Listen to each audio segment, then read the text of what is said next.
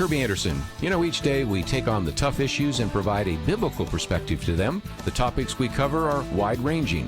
Apologetics, theology, prophecy, creation and evolution, intelligent design, marriage, family, child-rearing, the millennial generation, friends and society, politics, economics, business, religious liberty, the Constitution, public policy, foreign policy, military policy, tensions in the Middle East, abortion, homosexuality, pornography, sexual ethics, media, technology, history, and America's godly heritage. We talk about anything that affects your faith, your family, or your freedom. So don't go anywhere, because Point of View starts right now.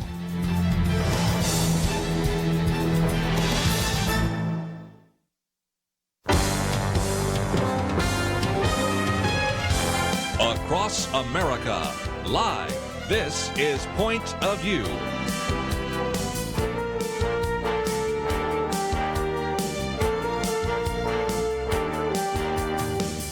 And now, Kerby Anderson.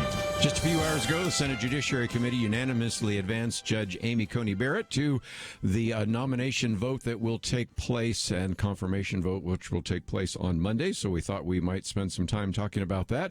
And of course, during this hour, we probably have many more of you in the state of Texas listening than when we go to the national hour. And because of that, wanted you to know about a Faith, Family, and Freedom Gala that's taking place in November 13th. And so to explain some of that and to get some perspective on how we are doing in these elections right now and the various voting, we go to our good friend Jonathan Saenz, who is the president of Texas Values, which is a nonprofit group dedicating to preserving and advancing the culture of family values in the state of Texas. He worked in the past with the Liberty Institute, and I might even mention that every year when you go to these events, they actually provide the Kelly Shackelford Award. So we'll talk about that as well. So Jonathan, thank you for joining us today here on Point of View.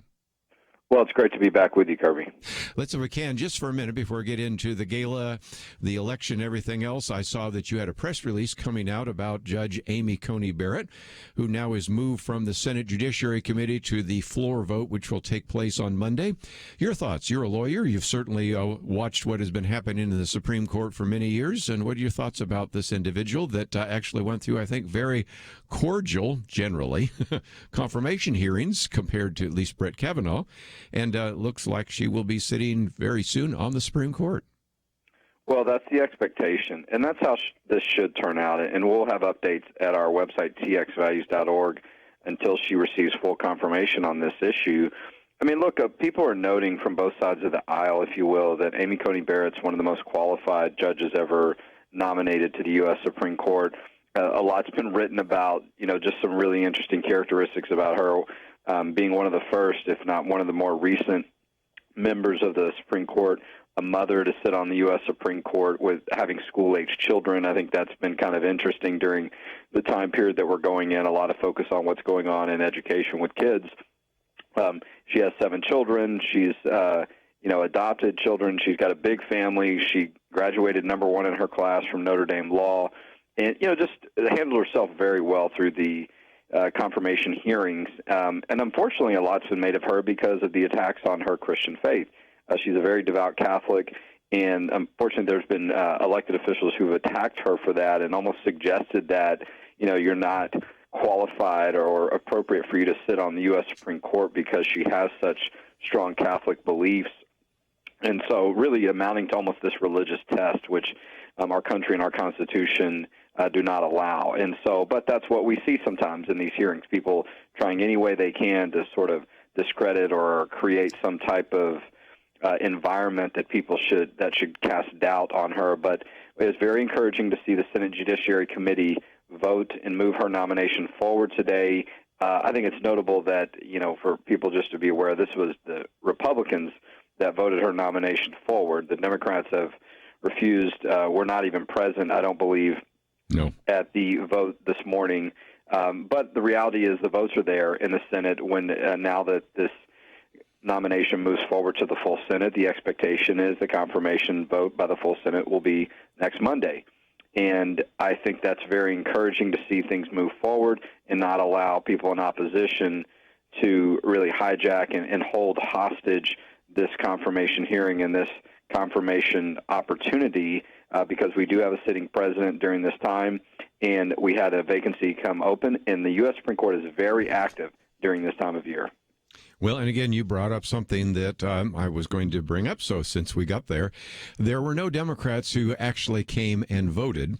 And you have worked, of course, in the area of the Texas legislature for years. And I think all we have to do is go back a few years in which we remember at one point Democrats in the Texas Senate just left the state. And then later on, Democrats in the Texas House left the state to prevent a quorum. And of course, we also had Democrats leaving the state in Wisconsin. Boy, it's just a coincidence. But anyway, it's always the Democrats. But nevertheless, this idea that if I don't get my way, I'm just going to leave the legislative chamber is something that's been practiced quite often and really needs to end, doesn't it?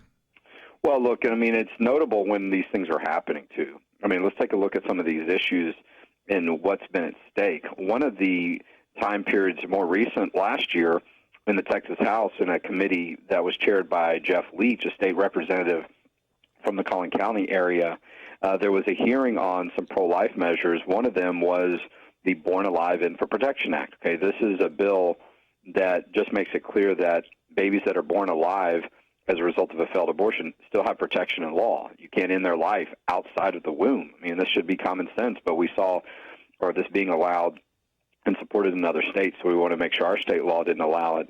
Well, there was going to be a hearing on that last year, and the hearing did take place, but for some time it was held up because Democrats didn't show up. They refused to show up for the hearing, and eventually one of them did, and that allowed for there to be a quorum for the hearing to move forward. And these are simple issues, though. I mean, there shouldn't really be that much of a difference, but I think sometimes the Democrats know they don't have the votes and support, and so they think by not showing up that they can delay the process. And thankfully that didn't happen today, even though they didn't show up and really cast their vote or be present on this issue.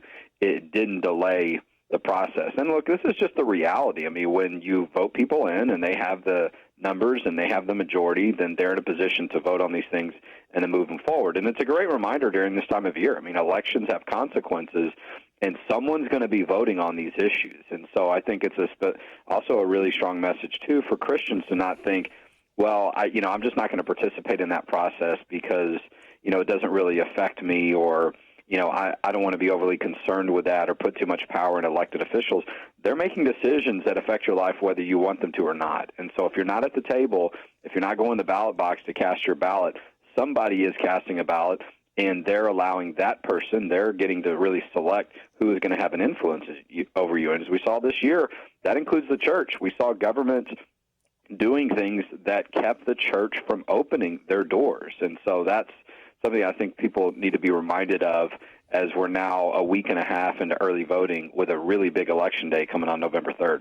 I might just mention, too, we're going to get into in the next hour some of those very important lawsuits about churches. But just before we take a break, and we'll come back and talk about it more, Friday, November 13th, there is a reception at 6 p.m., but the dinner at 7 p.m., and you have an opportunity to just hear from all sorts of very qualified individuals, including, I now have the Christian recording artist Matthew West. And so this is at the Weston Galleria. And for our listeners in Dallas or anywhere else you are in the country, this is just a wonderful event. And so let's, if we can, maybe encourage people to get their calendars out and mark November 13th. Come into a break, and when we come back, we're going to talk about some of that. And as I mentioned, we also, in this particular case, have a chance to hear from so many and meet so many different elected officials. This will be taking place after the election. And more importantly, it will just a chance for you as well to kind of get an update on what's going to be happening in the Texas legislature, get a chance to see who is the winner of the what is called the Kelly Shackelford Award. And, of course, you get a chance to meet Jonathan Saenz and all of his staff. So let's take a break. We'll come back and talk about the event, what is happening, and the attempts by a number of individuals to turn Texas blues. We'll talk about that with Jonathan Saenz right after this.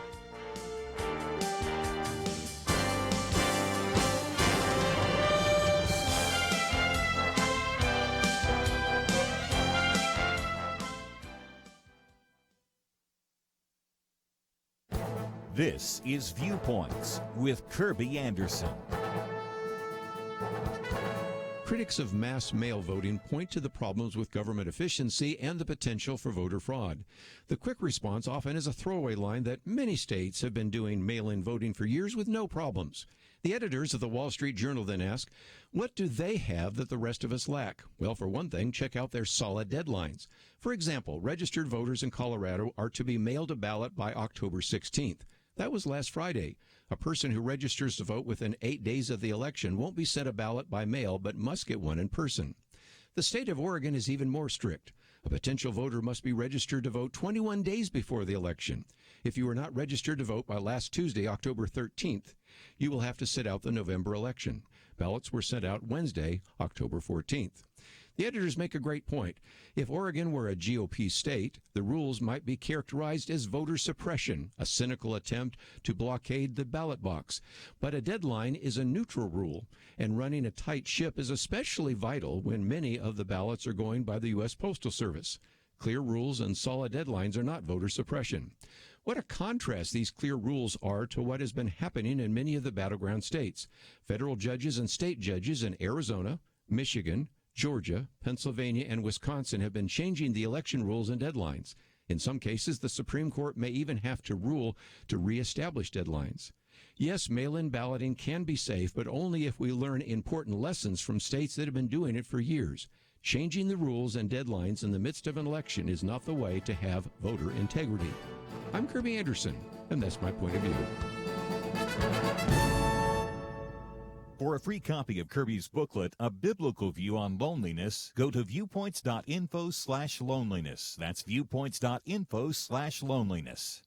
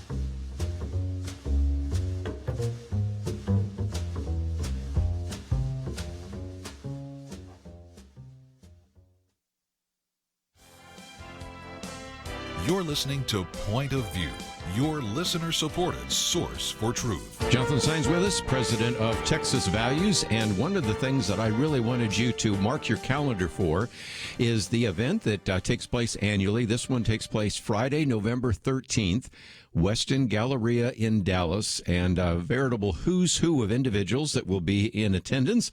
And, of course, I also mentioned Matthew West, Christian recording artist. But what do we need to know about this, Jonathan? Because I really want some of our listeners to meet you, to come out, to support you, and to educate themselves about what's going to be happening in the next legislative session.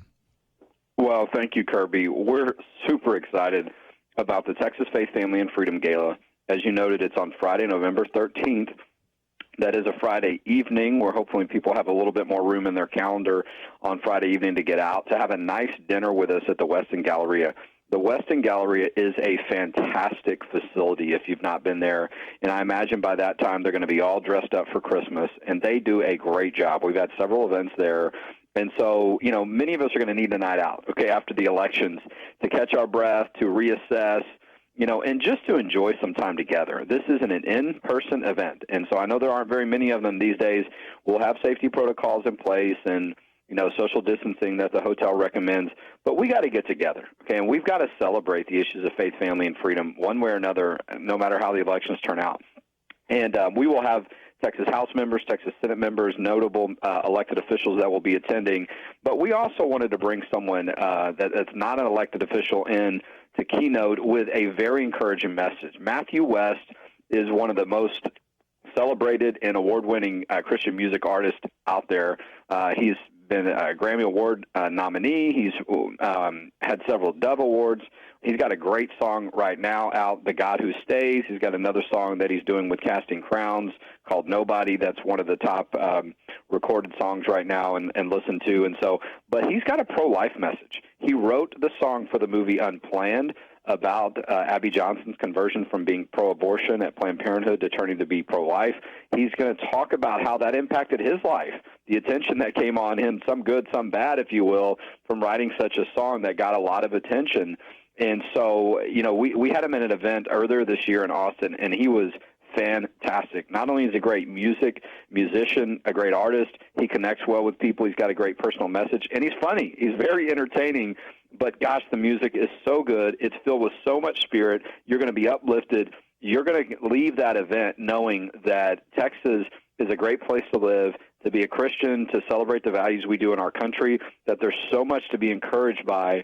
And that's because of our faith, and that's where he centers on. But txvalues.org to get the tickets for that. This event sells out every year, and we've had quite a few tickets that have sold already. But, boy, a chance to see him in person. When he sings, there's usually 5,000 or 10,000 people in the crowd. We're capping it at 300. That's it. So you're going to get up close and personal with Matthew West and several members of our team and other notables at this event. So, again, you can get a table, and you can see all the information there, or you can just get individual tickets, and I wanted you to know about that.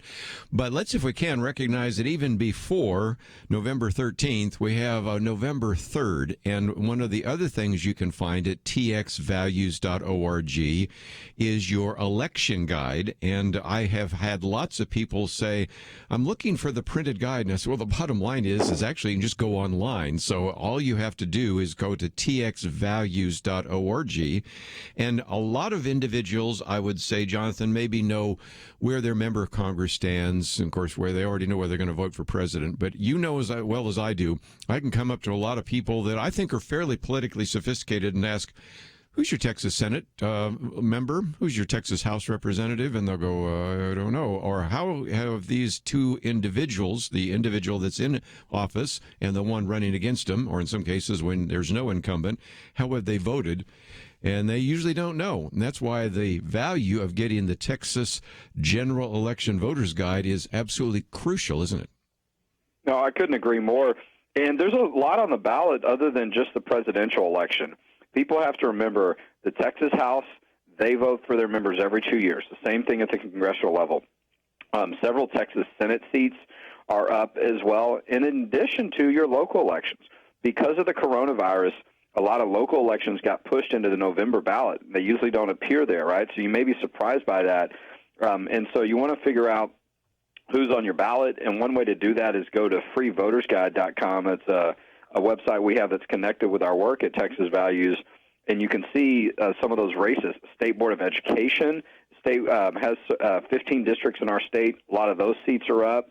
And so, but, you know, names that people are used to hearing, people like Brian Hughes, or in the North Texas area, people like Jane Nelson, and these are just some of the candidates that I know people may be familiar with or heard of before. A lot of congressional seats from that area up in North Texas and across the state are on the ballot. Of course, President Trump versus Joe Biden, top of the ticket. But a lot of times people will think, okay, well, I know who the president is, or I know how I feel on that, and then they don't vote on the rest of the ballot. A lot of these races are going to be very, very close. But we want people to vote biblical values. And so there is nothing wrong with saying which candidate supports the biblical values of protecting innocent human life, which candidate supports the biblical definition of marriage as a man between a woman and that God made people male and female. And so the website that we have set up gives you information to do that. And look, from what I can tell, about 50% of registered voters possibly have voted already. I know it was about 30% towards the end of last week, or just under that. There are 3 weeks of early voting. That's not usually the case. There's usually only 2. We're into that second week. Next week's the third week. My point is a lot more people are going to vote this election than I think ever before. 4 years ago, we had 60% vote turnout on Republican and Democrat. We're going to shatter that. And so if you don't end up voting, which I hope no one that listens to you is in that position, you could be one of the only people in your family or street that didn't vote. You don't want to be that person that was the odd man out, so to speak. But the turnout is going to be so high. And I don't want to suggest that There are other times where your vote doesn't matter.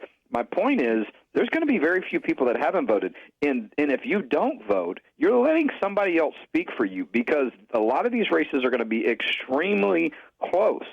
And so everyone has to get out and vote. And in the past, we've seen declining numbers amongst Christians that think that it doesn't matter, or that somehow that there's some conflict between their Christian faith and voting. Absolutely not. The Bible's been very clear on this. We've been doing a lot of good teaching and sharing information about the biblical reasons for voting. There is no conflict there. As a matter of fact, as a citizen of our country and as a Christian, we think it is a responsibility, because somebody is going to decide what values govern your life, whether you want them to or not. Better to have people that care about biblical principles that are in elective office to make sure the erosions that we're seeing don't get worse. Well, again, a lot of great information, and you can, of course, either go to txvalues.org. Of course, you just mentioned that will also take you to freevotersguide.com.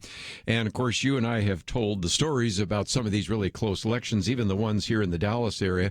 Matt Shaheen wins by 0.5%. Jeff Leach, who I mentioned just a minute ago, won by 1.5%. And we've had a couple of them that are down to a handful of votes. So your vote does matter. 46 million people nationwide have already voted. And I know in Collin County, since I'm precinct chairman there, that we're getting up to about 40% that have already voted as well. So time for you to get out.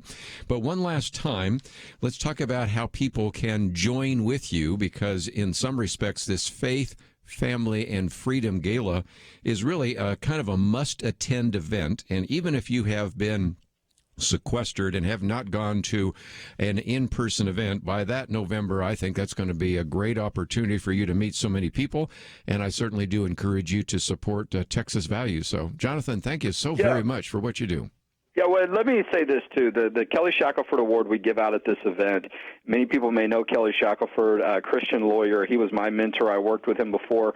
We try to designate one person that we think kind of in really the category, if you will, of the meaningfulness of the work that Kelly Shackelford's done along his life, protecting religious liberty, life, and marriage, but connecting locally, because that's what Kelly does with his work and his legacy. It impacts people's lives directly. So we try to find one individual that really has done something so notable within the year. The person, and I'm not going to say their name, but we've already selected them privately at our office, and we're already preparing the award. Their work has been incredible, and not only just for themselves and their community, but they've impacted the entire state. Hearing about their journey and the impact they had is going to be inspiring to you, along with this music from Matthew West and the other notable people that will be there. You're going to want to be there to celebrate with us. Let's get together, txvalues.org. November 13th is the Faith, Family, and Freedom Gala. I'm looking forward to being there and seeing people, too. I'm a big fan of Christian music. Matthew West is going to raise the roof. I'm telling you, we can do that as Christians. We can get excited. It's going to be a lot of fun. Very good. Jonathan, thank you for joining us. We're going to take a break, and when we come back, we'll get into some of the issues in the news. But I just thought that you would like to know about that. All of the information that you want is on our website, pointofview.net, and that will link you to everything else that you need to know about. Let's take a break. We have a lot more to cover. We'll do that right after this.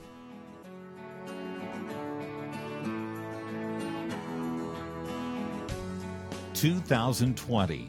It's been a pretty eventful year. We've experienced international tensions over the coronavirus and lockdowns, economic uncertainties, cities overrun by protests, rioting, and looters, and coming soon, a presidential election. Question: where will you get real news, credible opinion, clear biblical thinking on the things that matter most? Answer: Point of View Radio with Kerby Anderson and the team. You can make sure their voices continue speaking loud and clear by taking a moment right now and joining the Truth Team. It is easy, but you do have to visit our website or make a quick call. Go to pointofview.net/team or call 800-347-5151. You have the power to make a difference. Joining the Truth Team can help ensure that millions of people will get a different opinion from the major purveyors of fake news. We don't get big advertising dollars like the networks or tax money like PBS. We depend on you. Pointofview.net/team and 800-347-5151. Point of View will continue after this.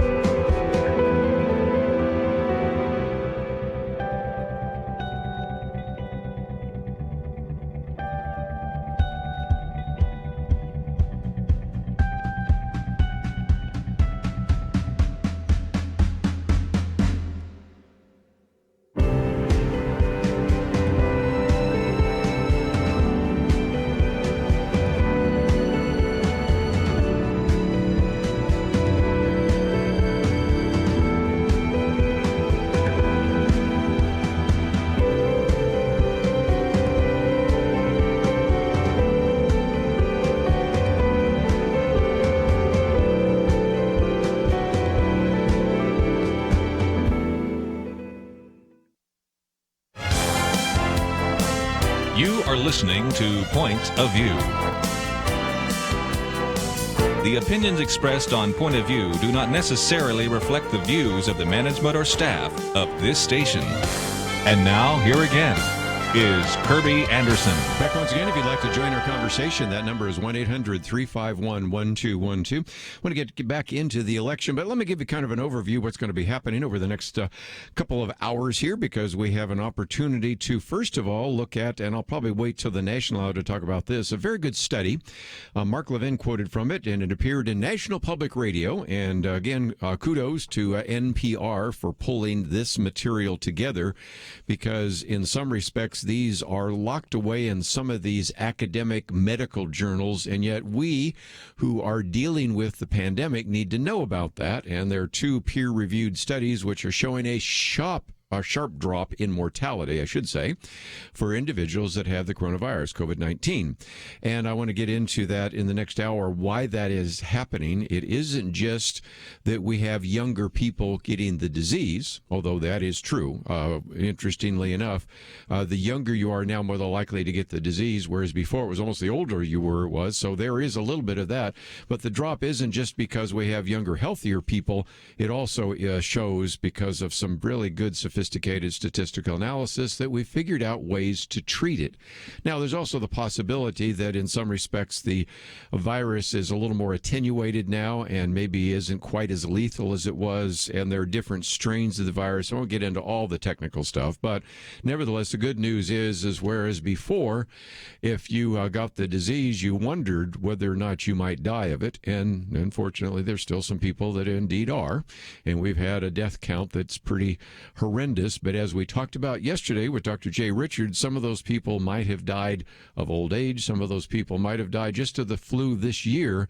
So you have to look at the excess amount, because once you have these little tickers up there, it is sad to say, because we'll have a debate tonight and they'll make a big deal about, the number of people that have died of the COVID-19.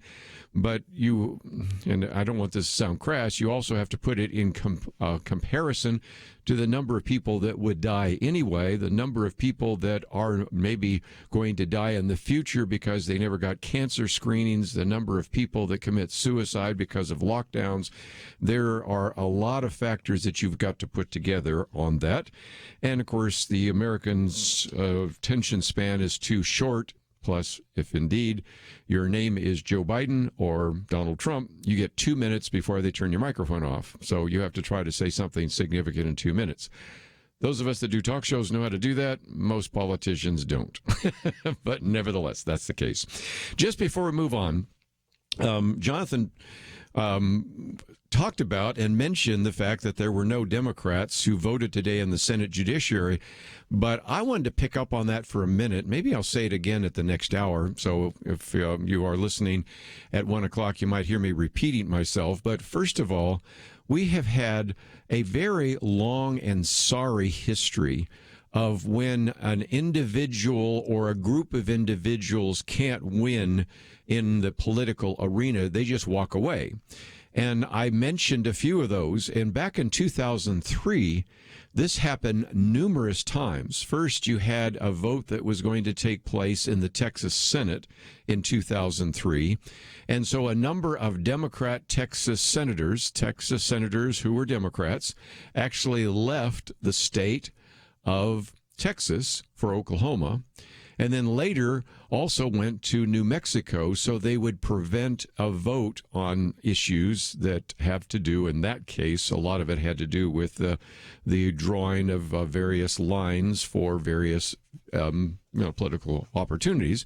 And then you had the same thing later with the Texas House. 50 members of the Texas House got in cars, drove up to, I think it was Ardmore, Oklahoma, to prevent a vote again on the ratification of the various districts that were put together because of the census and apportionment.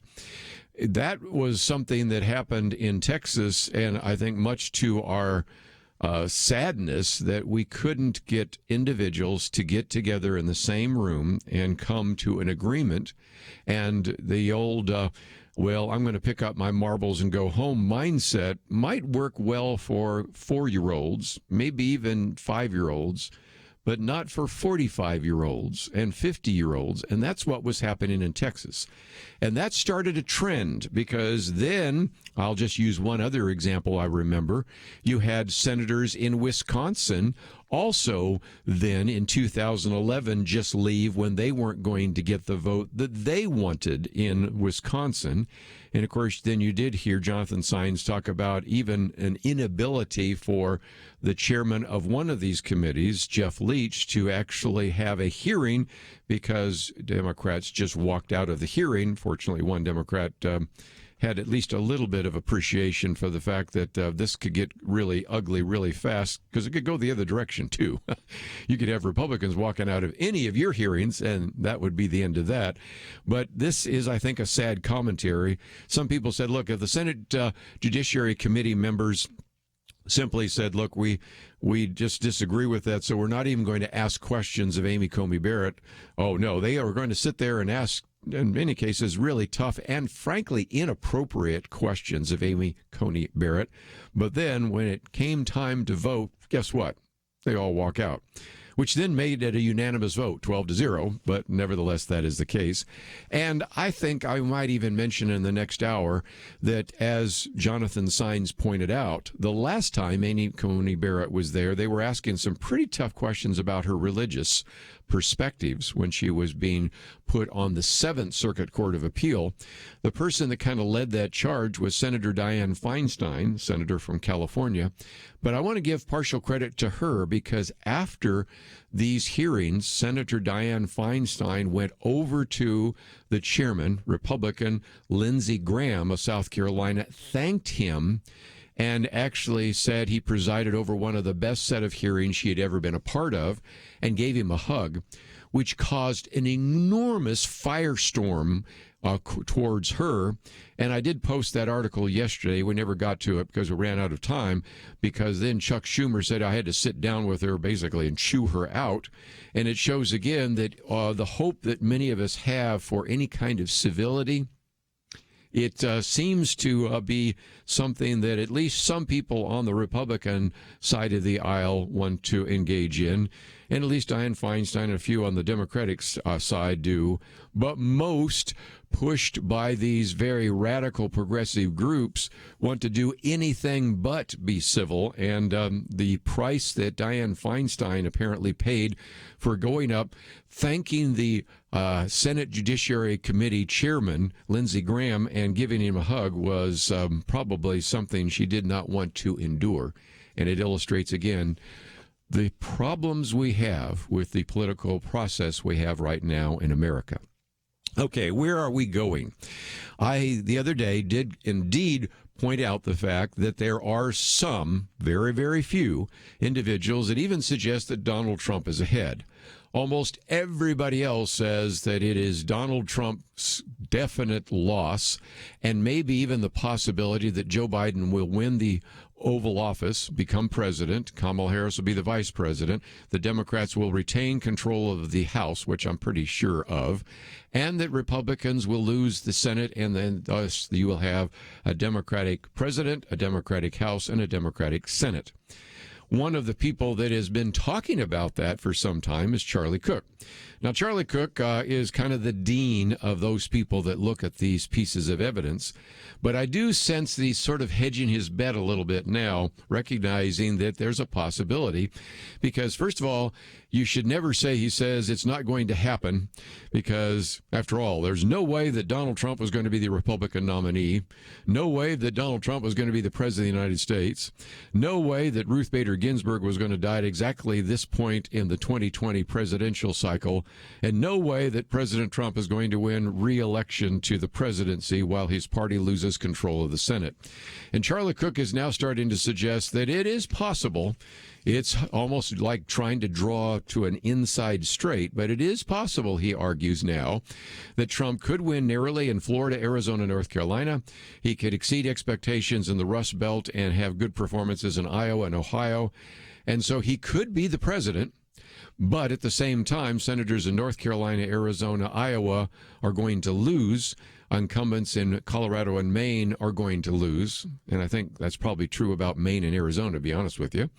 And as a result, then you could have a situation which Democrats control the House and the Senate, and you have a Republican president by the name of Donald Trump. And, of course, at that point, what would happen? You think gridlock is bad now. There would be nothing. He says Trump would be unable to do much of anything, no judges, no treaties, no chance of anything being approved. And then ultimately you'd get into what's called the 6-year itch, because oftentimes in the 6th year, this affected Ronald Reagan, George W. Bush, Bill Clinton, even a little bit Barack Obama. A lot of that actually happened in the House after 2 years and the Senate after 6 years, would be just even more additions of Democrats in the House and the Senate. So it's an interesting way to look at it. Not sure I buy all of it, but it's another scenario, and we'll find out soon enough. Be right back.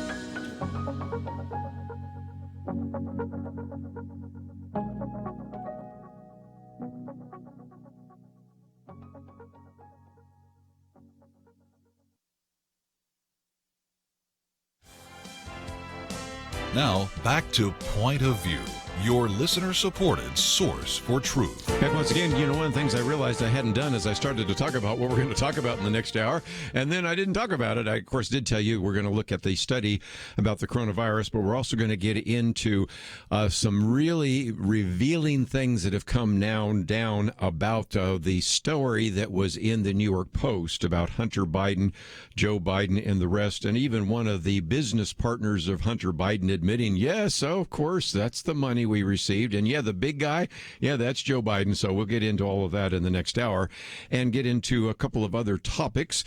Next hour after that, Doug Groothuis is going to be with us. We're going to talk about a very good piece he's put together on critical race theory. This is not something he writes about too often. He's written some excellent books on truth decay, which is postmodernism, which I think actually gets us into the critical race theory. Probably best known for his book on Christian apologetics and all sorts of books he's written over the years on the New Age, but he took some time to just look at the logic, or in some cases, the lack of logic in what is called critical race theory.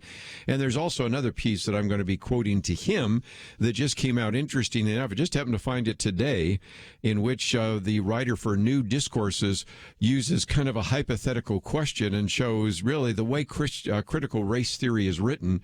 It's your classic heads I win, tails you lose. I mean, you can't win, and you can't argue against it, and you can't provide any evidence evidence against it, it's non-falsifiable, which makes it sound like a good theory. No, that's a bad theory when it explains everything and actually explains nothing. But we will get to that as well. But, tonight, of course, we have the presidential debate. And there's a part of me that thinks that it would have been really helpful if you had a personality that was up there against Joe Biden that was more of a personality like, say, Ronald Reagan. Because Ronald Reagan could use the old joke. John Feinstein's a sportscaster, and one time Bobby Knight referred to him as either a pimp or a whore. And I love the sportscaster said, I wish he'd make up his mind so I know how to dress, and it was just a great line. And it would have been a perfect way to have actually responded time and time again to what I know Joe Biden's going to say. And that is, 1 minute, he's going to say that Donald Trump didn't do enough. Next minute, he's going to say Donald Trump did too much. And we'll talk about some of that in the next hour, because there's a piece that we've posted on the things Donald Trump did not do. And one of those is he did not seize authority. This coronavirus has been an excuse for other foreign leaders to cancel elections, to get unprecedented power grabs and the rest. And so, it'd be interesting for a person like Donald Trump, if he had a sense of humor, to say, I don't know which I am. Either 1 minute I'm the dictator and I've done too much. The next minute he's saying I didn't do enough for the coronavirus. And actually, I've let the governors make some decisions. And of course, sad reality is, some of these governors have been a lot like these foreign leaders because they've used the coronavirus to actually consolidate a great deal of power. Yesterday, we mentioned some of that with Jay Richards, but let me pick out this one because there's now a lawsuit being brought against the governor of the state of Oregon. That's Kate Brown. And it would have been great for even Ronald Reagan. You remember he used to say in the debates, well, there you go again. Because in this particular case, she has prevented these small Christian schools, and one of these that's bringing a suit is a Christian school in Hermiston, because they're saying, wait a minute, you're allowing these small private schools to meet, but you're not allowing the small Christian schools to meet. So the private schools, the public schools, anything, but you're not letting the Christian schools meet. What about that? And so the lawsuit basically says this: after 41 years of faithful service, Hermiston Christian School could be forced to shut its doors for good unless the court stops an obvious case of discrimination. The defendants in this particular case point out that it is prohibiting in-person instruction, but it grants a small school exemption to public schools while denying that same exemption to private religious schools in Umatilla County. And so there is the case. And so the argument being made is that you're treating two different groups differently. Now, first of all, is there reason to close down these schools? Of course not. Matter of fact, one of the pieces I have from this particular article quotes from a Dr. Kate Broadman, who lives in Bend, Oregon, who has a parent of 3 school-aged children, but nevertheless, in an op-ed in the Oregonian, said that while schools around the country, including in Washington and California, have begun to reopen in large numbers, the vast majority of Oregon students remain at home doing some form of distance learning. And she says, as a physician, I strongly and believe in public health measures to mitigate the risk of COVID-19 in our communities. But as a pediatrician and an advocate for children, it pains me to see the misguided measures such as this can cause irreparable harm to many children with little benefit. She goes on to talk about the fact that adults can visit bars and gyms and nail salons in Oregon. They can attend indoor play areas and trampoline zones, all sorts of things. But one thing is closed, and that is in-person education, but especially in these Christian schools. She says this is a catastrophic disservice. So if nothing else, goes on to give all sorts of examples of the danger there, and says that access to schools is critical to children's short-term safety and long-term well-being. There's growing evidence the schools can be opened safely without significant risk. And the data so far, she says, is that school infection patterns for K through 12 tend to mirror what is happening in the community at large rather than contributing to the spread. So you might say, well, then why is the governor, Kate Brown, closing down actually just the Christian schools. And it so happens that one of the individuals kind of let it slip that they were really concerned about the possibility that this might cause some of the students in the public schools to go to the private schools or the Christian schools. And the lawsuit being brought by Alliance Defending Freedom, Ryan Tucker puts it this way. He says there's no legitimate reason for allowing public schools with 75 or fewer students to provide in-person instruction while denying the same opportunity to small private schools, including religious ones. Hermiston Christian School operates in the same county as the public schools and the rest. But the bottom line simply is the real concern that the governor said, and this is, I think, again, one of her quotes, that allowing the small public schools to reopen would be okay, but if we were to allow the religious schools, then in some respects, some of those individuals in those schools might end up going to the Christian schools. So if they are looking for a good example of discrimination, there you have it. Now, we'll see where this lawsuit goes, but it is, I think, interesting that one of the better ways to have fought some of this has been the principles that were used by Kelly Shackelford. He waited until you had a clear example of where you were allowing restaurants to open and bars to open, even gymnasiums to open, but you didn't let Christian schools or churches open. And then he knew he had a very good lawsuit because, if nothing else, even if you're an atheist and you hate Christian schools and you hate churches, you got to admit, we're not playing this game fairly. And that, of course, is what's come out of the state of Oregon. And every once in a while, just in a moment of candor, they make it real obvious why we're concerned. We don't want to drain any more students out of the public schools, so the best way to make sure that doesn't happen is to make sure that the private schools and the Christian schools remain closed. Anyway, let's take a break. When we come back, we're going to get into some of these stories that certainly deserve your attention, and then we will spend some time at 2 o'clock today with Dr. Doug Groothuis talking about critical race theory. I think you're really going to appreciate that conversation. And then once we finish there, we'll probably get into some other things about postmodernism, Christian apologetics, all sorts of things that he is really good at speaking about. And we hope that you will consider joining the conversation. And all that's coming up right after this.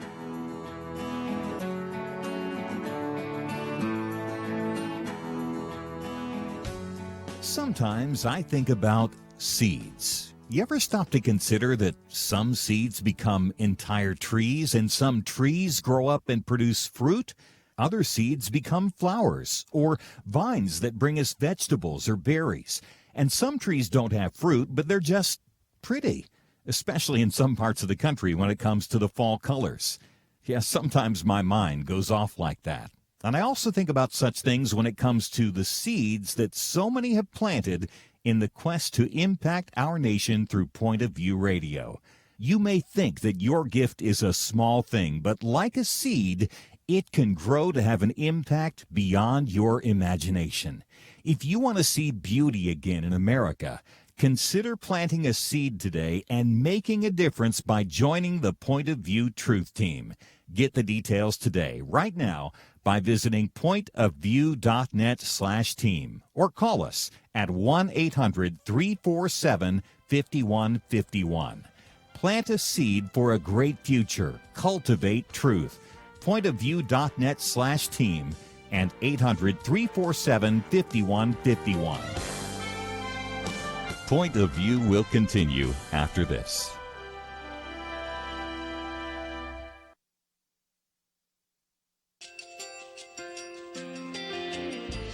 I just want to thank you so much for all the wonderful programming you have. You're just absolutely fantastic. I recently started listening to Point of View, and I really found it interesting because of the different subjects you cover. Thank you for that. I really appreciate everything that you do in keeping us informed. Thank you, Kerby, for everything that you have been doing. I appreciate all the work that you're doing, advocating for the Word of God. Thank you so much. Point of View, I think, is absolutely necessary because it's a Christian perspective, a biblical worldview perspective, and receive very current, up-to-date information about what is really going on, week to week. in our culture, which is changing so rapidly, and yet it's morally sliding backwards. Yeah, I'm just, first of all, I thank you guys. Y'all's program is wonderful, and enjoy it every day. I learn so much every time I listen to it. Point of View Radio Talk Show.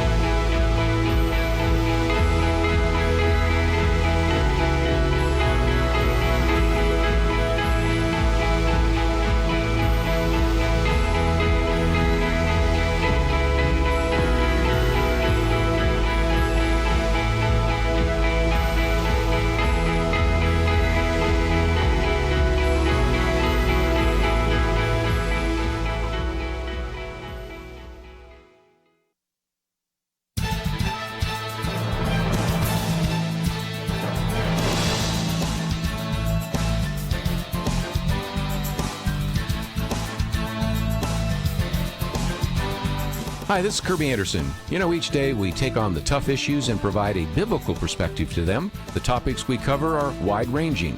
Apologetics, theology, prophecy, creation and evolution, intelligent design, marriage, family, child-rearing, the millennial generation, trends in society, politics, economics, business, religious liberty, the Constitution, public policy, foreign policy, military policy, tensions in the Middle East, abortion, homosexuality, pornography, sexual ethics, media, technology, history, and America's godly heritage. We talk about anything that affects your faith, your family, or your freedom. So don't go anywhere, because Point of View starts right now.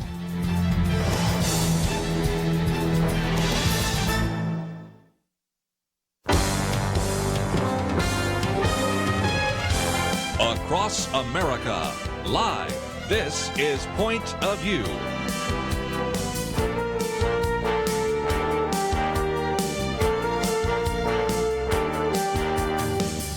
And now, Kerby Anderson. Thank you for joining me. It is the Thursday edition of Point of View, and over the next 2 hours, we're going to get into a variety of different things, but let's bring you up on the news. First of all, today, the Senate Judiciary Committee actually unanimously advanced Judge Amy Coney Barrett to the confirmation vote that will take place on Monday, and it was unanimous 12-0. You might say, well, where were the Democrats? Well, none of them voted. None of them showed up in the committee. I'll talk more about that in just a minute. But that is certainly something that I think advances the possibility that very soon she will be sitting on the Supreme Court. And that will be important, as we pointed out just even yesterday in some of these court cases that have come out in terms of the election, the 4-4 division that happened, because in this particular case, the Chief Justice John Roberts voted with the other three liberals, prevented any kind of action on a case out of Pennsylvania. And we are going to be dealing with some other very significant ones later on. But let's, if we can, before I get into some of the other issues, maybe deal with this particular topic for a minute. But as a program note, let me mention we're going to talk about how the number of people dying of COVID-19 is dropping precipitously. We talked a little bit about that yesterday with Jay Richards, Dr. Jay Richards. We'll get back to the case that really has been front and center for about a week now with Hunter Biden and the emails that were on his laptop and some other action items which may surface tonight in the presidential election. We'll talk about that in just a minute. What about some of the claims that people are going to lose their possibility of being able to have pre-existing conditions and some of those claims? What's the possibility that Donald Trump could win and the U.S. Senate actually become Democrat? Of course, the House probably will stay Democratic. And so there are just all sorts of issues we will cover. And in the next hour, Dr. Doug Groothuis will be with us. He is an individual we've oftentimes had on the program to talk about everything from the New Age to apologetics. We even talked about jazz with him. But we are going to talk about a piece that he's put together, which is available on our website, on critical race theory. He's taken this analytical mind of his and evaluated and kind of deconstructed some of the things that are part of what are called race theory. So we'll get into that, and I think you will appreciate it as well. Let's just take two issues because it illustrates, again, just almost the lack of civility that has surfaced in the various chambers of Congress, but we'll look for a moment at the U.S. Senate. Because on the one hand, let me give credit where credit is due. Last time when Amy Coney Barrett appeared before this particular body, she was being considered as a judge for the Seventh Circuit Court. You may remember that one of the more hostile comments came from Senator Dianne Feinstein of California. Well, it was very different this time. As a matter of fact, at the very end, Senator Dianne Feinstein from California, a ranking Democrat on the panel, at the end went up and actually thanked the committee chairman, that would be Senator Lindsey Graham, a Republican from South Carolina, and said that he presided over one of the best set of hearings she had ever been a part of and gave him a hug. Now, I did post an article about that yesterday, which never really got to it, but you should look at it because it's where Chuck Schumer, who is a Democrat, and of course the minority leader there, actually, if you will, took her to the woodshed, if you will, criticized her, had some very strong words, in part, I think, because many of these progressive groups simply said, you can't be that nice to a Republican. And, of course, I think the loss of civility is something that we've talked about for some time. And to be fair, there are Republican senators that are very civil, and there are some Democrat senators that are civil, but unfortunately, there are a lot that are not. And the fact that she was so roundly criticized for being gracious to somebody of a different political party who was actually running, I think, a very fair hearing really tells you all you need to know about how strident some of the left-wing members of the Senate and even of the various activist groups might be. But that stands in stark contrast, if you will, to what happened today. No Democrats show up.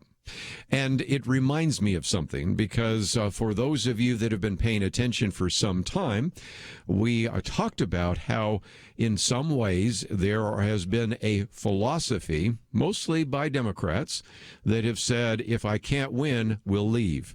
And I take you back maybe to 2003 when in the Texas Senate, there was a vote that was coming on the whole issue of various congressional districts and House and Senate districts, and to ratify the plan that comes every 10 years after we have a census. And so these Democratic members of the Texas Senate left for Oklahoma. And then after a while, they left and went to New Mexico so that there would not be a quorum to vote on the plan. Then when it went to the House, you had 50 members of the Texas House, all Democrats, that left from Texas and went, I think, to Ardmore, Oklahoma. And you started kind of a trend that says, if we can't win, we will leave. And for those of you that think that only happened in Texas, for our listeners up in Wisconsin, remember 2011, you had the same situation where you had some members of the Wisconsin Senate leave the state so that there would not be a quorum and those kinds of things. And this game is getting played a little too much. You should be able, I don't care if you're Republican or Democrat, I don't care if you're a liberal or conservative, you go into the chamber, you make your case, and if you lose, you just try to win to fight the next day. But this idea that if I'm not going to win, I'm going to walk out. You know, I've seen that with 4-year-olds. I've seen that with 5-year-olds. You know, I'm going to pick up my marbles and go home. But this is very unseemly when it's a 50-year-old or a 60-year-old or a 70-year-old doing that in the United States Senate. So, nevertheless, that's the game that is getting played right now, and we'll see how many of those Democrats actually show up to vote on Monday. But unless some remarkable change takes place over the weekend, there's pretty good reason to believe that Judge Amy Coney Barrett will soon be Justice Amy Coney Barrett. And, of course, the argument that is being made is this is a sham process and that there is no reason for Democrats to even give an up or down vote.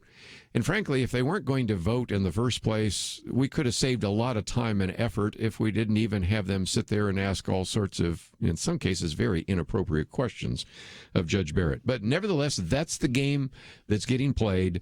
It needs to end, and you have a chance during this election to express your opinion at the ballot box about what you think about that. And so that is indeed the case. Let's take a break, and we're a little bit later. We're going to talk about the fact that in some respects, even tonight when we have a presidential debate, it's supposed to be the third presidential debate, but the second one got canceled, so this will be only the second debate and the only other one that we will see. It's happening when we already recognize that 46 million Americans have already voted. Now, I'm one of them, so I admit that it is convenient to go and vote even before you've seen both of the debates. It is easier to not have to stand in long lines on Election Day. But at the same time, even though I've taken advantage of it, and I'm sure millions of you have as well taken advantage of it, it just doesn't seem quite right that so many people have voted before we've even seen the second presidential debate. We'll come back. We have a lot more to cover, and we will do so right after this.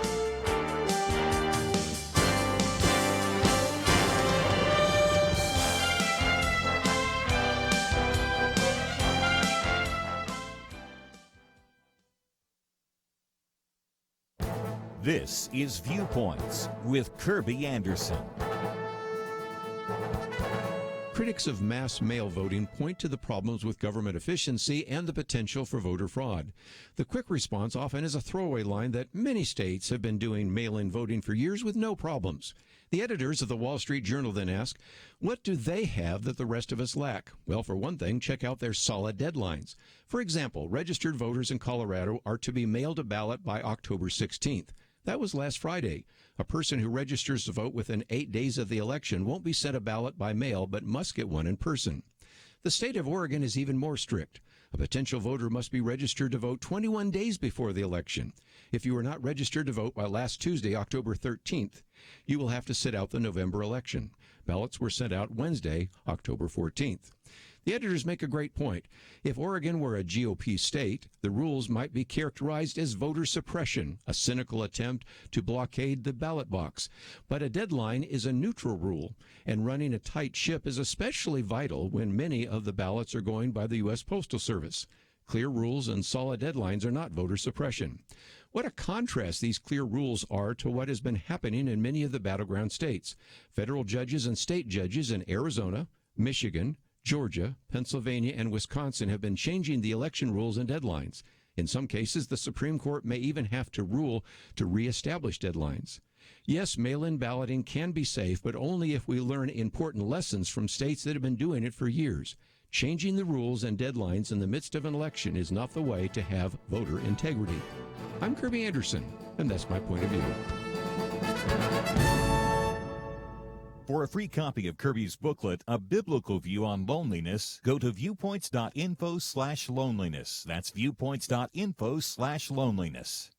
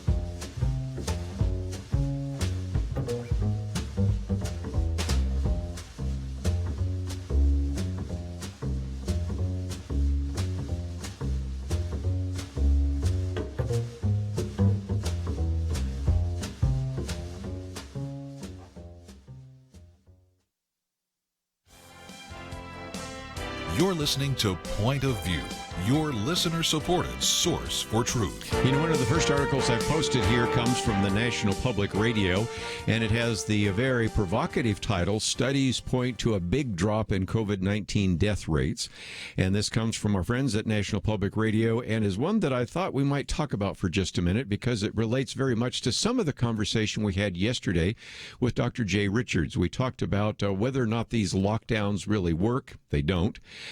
Turns out that even as I was doing that interview with him, my Viewpoints commentary yesterday was on lockdowns as well, in which you have at least one or two individuals now, maybe even a majority, I don't know, but certainly some individuals have been speaking out about some of the dangers of the lockdowns, and we know that is indeed the case.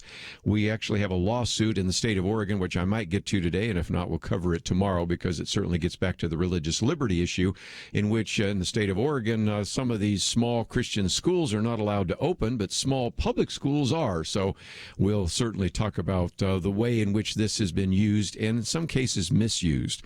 But nevertheless, this particular study, which you can find on our website, pointofview.net, which links back to NPR, two peer-reviewed studies are showing a sharp drop in mortality among hospitalized COVID-19 patients. That is certainly good news. The drop is seen in all groups, including older patients and those with underlying conditions, suggesting, and I think reasonably so, that physicians are getting better at helping patients survive the illness. The work is done by Leora Horwitz, who is a doctor at New York University's Grossman School of Medicine. She says, we find that the death rate has gone down substantially, and then looked at all of these patients during these last many months to come up with some of that.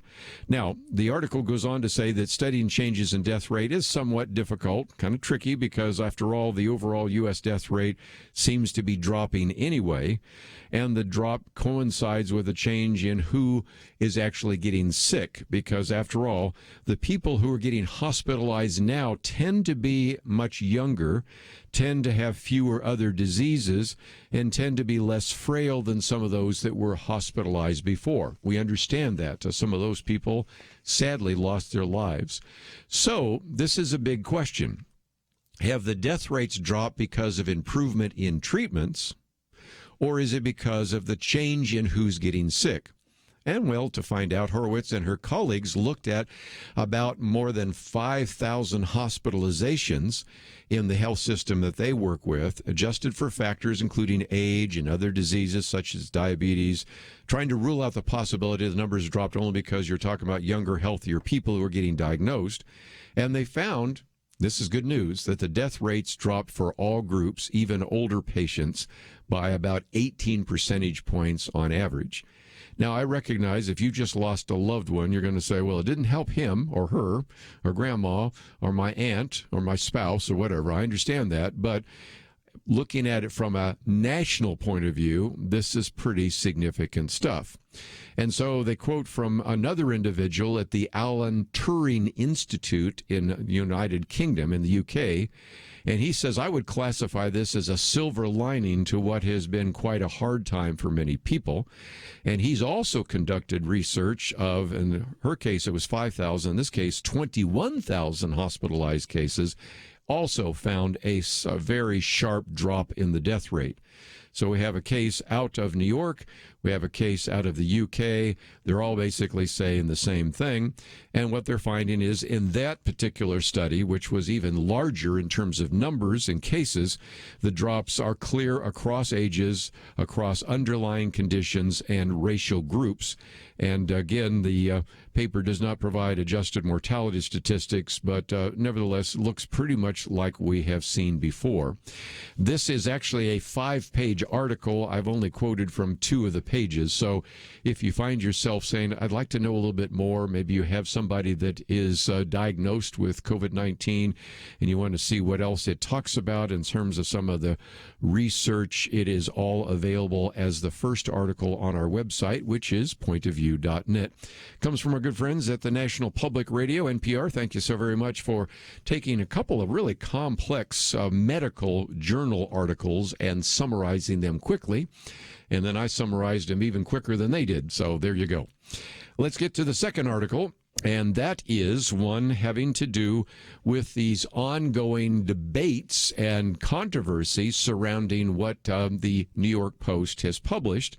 This one's called Media, Big Tech, and all of the issues there. Michael Goodwin talks about the fact that, you know, there are all sorts of people that are criticizing the New York Post. And, you know, it's kind of like, you know, make up your mind so I know how to dress, basically, is what he's saying here. Because on the one hand, they're accusing the Post of spreading Russian disinformation, which at its face is laughable, given the fact that, first of all, you have so many individuals, including the head of national intelligence, saying that's not the case, who, by the way, also, the director of national intelligence also yesterday said that Iran and Russia are trying to actually manipulate the election so that Joe Biden will win and so they can get Donald Trump defeated. So much for the Russian whole coalition and the Russian conspiracy and all the rest, in the fact that, if anything, Russia and especially Iran are doing what they can to get Joe Biden in there. You might say, why would Iran want to do that? Oh, I don't know. They became rich last time with Barack Obama and Joe Biden.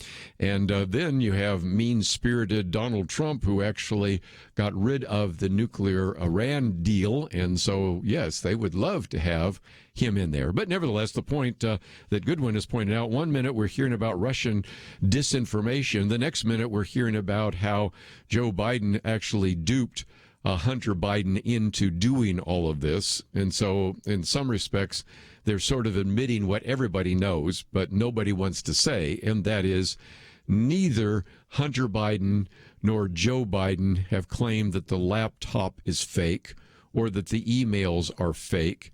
And so you still have the media, and almost every media outlet, with a few exceptions, but most of the major ones, MSNBC, NBC, all those, CNN, have all talked about Russian disinformation when they know it's not the case.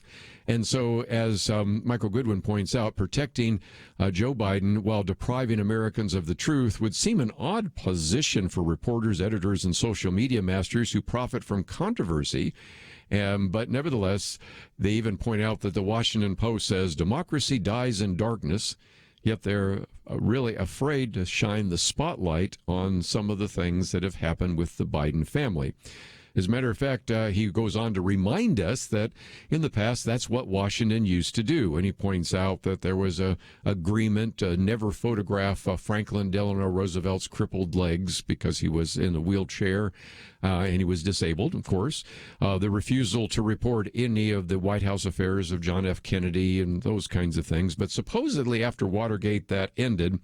But I think we've seen all the evidence in the world that that simply did not change. And he uses one good example. There was a situation which back in 2014, so that's 6 years ago, but I appreciate his memory, in which you had ABC's Jonathan Karl very politely ask Jay Carney, who was then the press secretary for Barack Obama and Joe Biden, about whether Hunter Biden sitting on the board of the Ukrainian energy company Burisma amounted to a conflict of interest. Clearly prepared for the question, Jay Carney replied that Hunter Biden and other members of the Biden family are obviously private citizens, and where they work does not reflect an endorsement by the administration or the vice president or the president.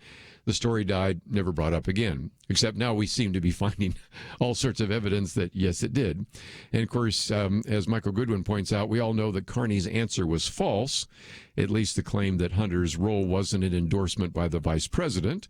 And, of course, he points out that this incredible lack of curiosity on the part of everyone in the mainstream media since 2014 is at least puzzling, or maybe showing again who's in the tank for whom.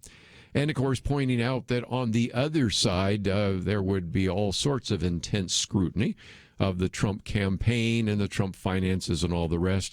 And then he raises a good question. Imagine if Donald Trump had put a lid on the last 4 days up to this debate, meaning that Joe Biden was not going to answer any questions and not be available for any interviews for the days leading up to the presidential debate tonight. Imagine if Donald Trump had done that, whether there would have been a different response. And I think we know the answer to that. When we come back from the break, there is more, because now we don't just have the laptop, we don't just have the emails, we have one of the business partners of Hunter Biden saying, yeah, that's true. Those are true emails. Matter of fact, this is how the game was played. And when you read this email about the big guy, yeah, that was Joe Biden, which, of course, is another issue that really should be raised tonight in the presidential debate, and we'll let you watch it and see whether it is even mentioned at all. I'm sure Donald Trump will mention it, but will the moderator bring it up? Well, we'll see. Let's take a break. We got a lot more to cover, and we will do so right after this.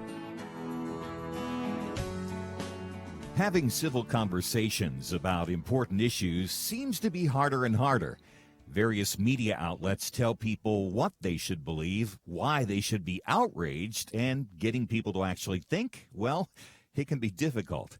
Whether it's the gospel, tax issues, social policy, or just about anything else, you need to have solid information and clear thinking to address the hard issues. You need God's truth applied.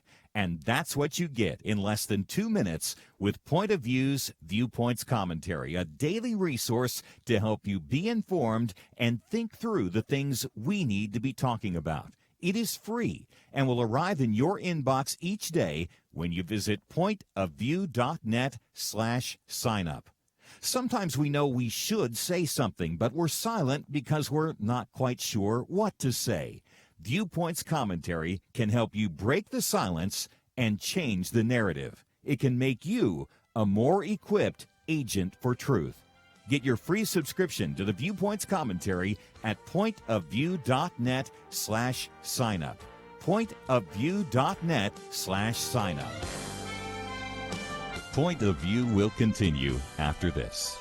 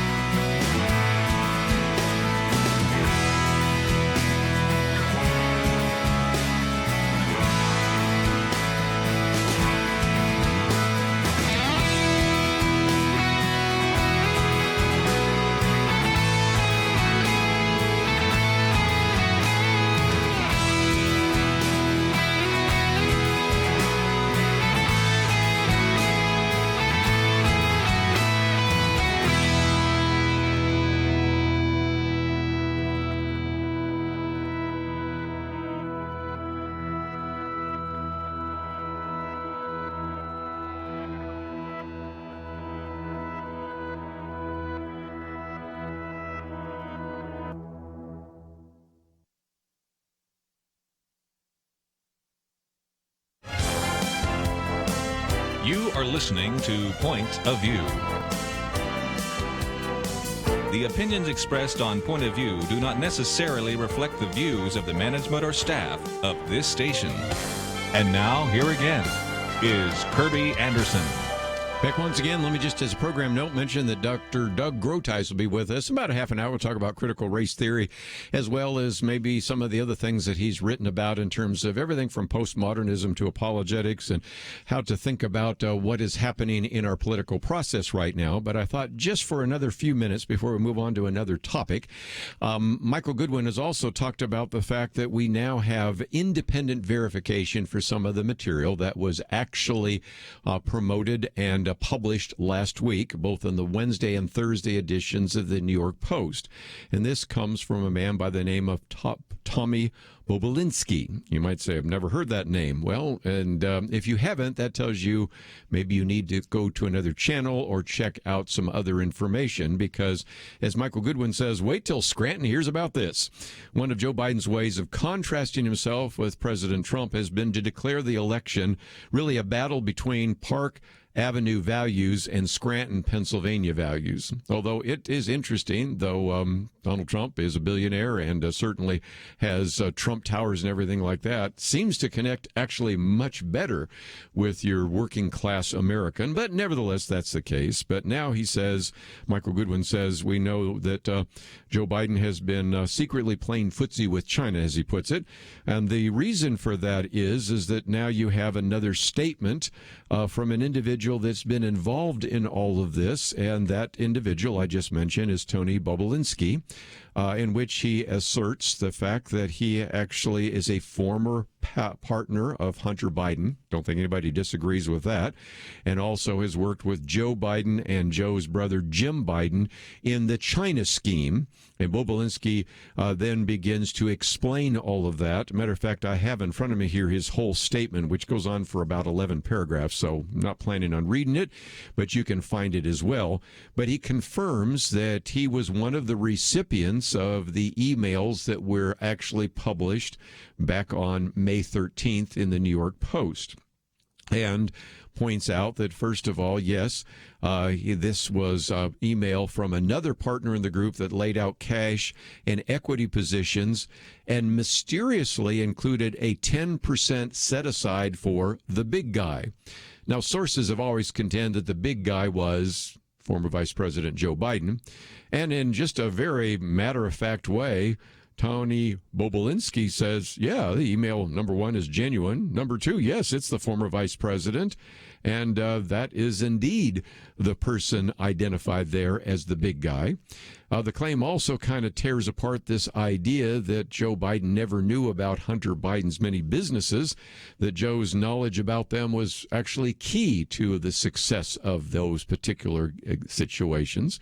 And the impeded assistance that the two never spoke about this, as Michael Goodwin says, doesn't pass the laugh test, or what I call the straight face test. But nevertheless, we all know that the two of them traveled together to China on Air Force Two, where then Hunter Biden landed a $1.5 billion commitment from a government-controlled Chinese bank.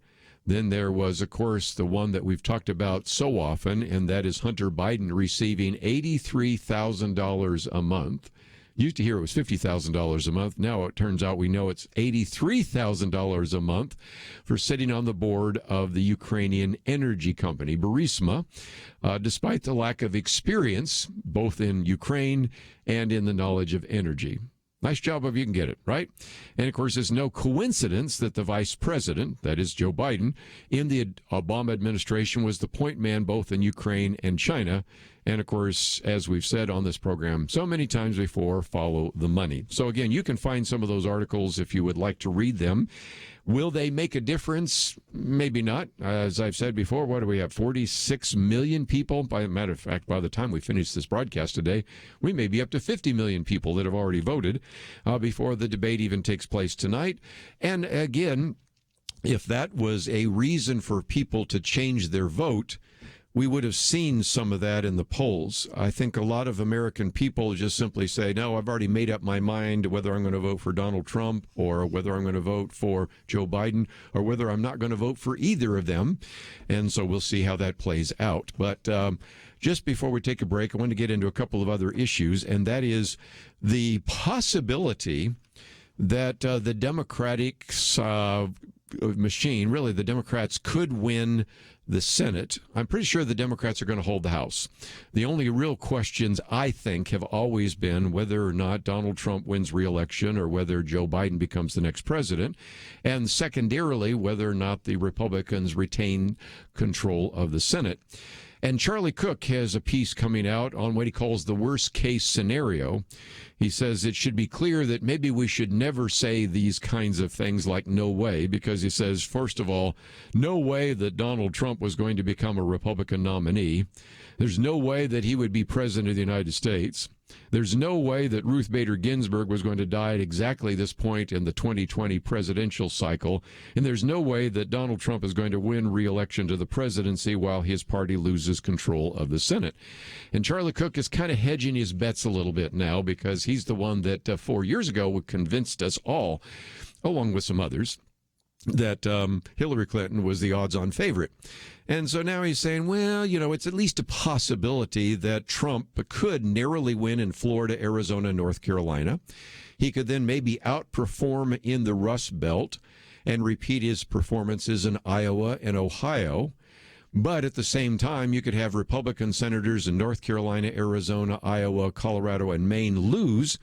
And so as a result, you could end up, he's saying unlikely, but possibly, where you have the re-election of Donald Trump and Democrats control both the House and the Senate. Now, what would that mean? Gridlock like you've never seen it before. Because after all, as he says later on in the piece here, without any help from Congress, Trump would be unable to do anything concrete. He could pass no legislation, push no judges, negotiate no treaties with a chance of being approved. I think that's a little strong, but nevertheless, it's a possibility. And then the argument being made at that point is that then there would even be more of a Democratic takeover in the House and Senate, because then you have what is called the 6-year itch. Now, I haven't talked about this, but it's worth mentioning. That is, for two-term presidents, usually they do pretty well even with a re-election, but then 2 years into it, they lose. And so as a result, he points out that no president in recent decades has failed to beat the 6-year itch. Democrats won both the House and the Senate in 1986, 6 years into Ronald Reagan's presidency, which, by the way, I think doomed the confirmation hearings of Judge Robert Bork, just as they did in 2006, which were 6 years into George W. Bush's term. Bill Clinton lost both chambers of Congress after 2 years. That was kind of an unusual one, but there's all sorts of reasons for that.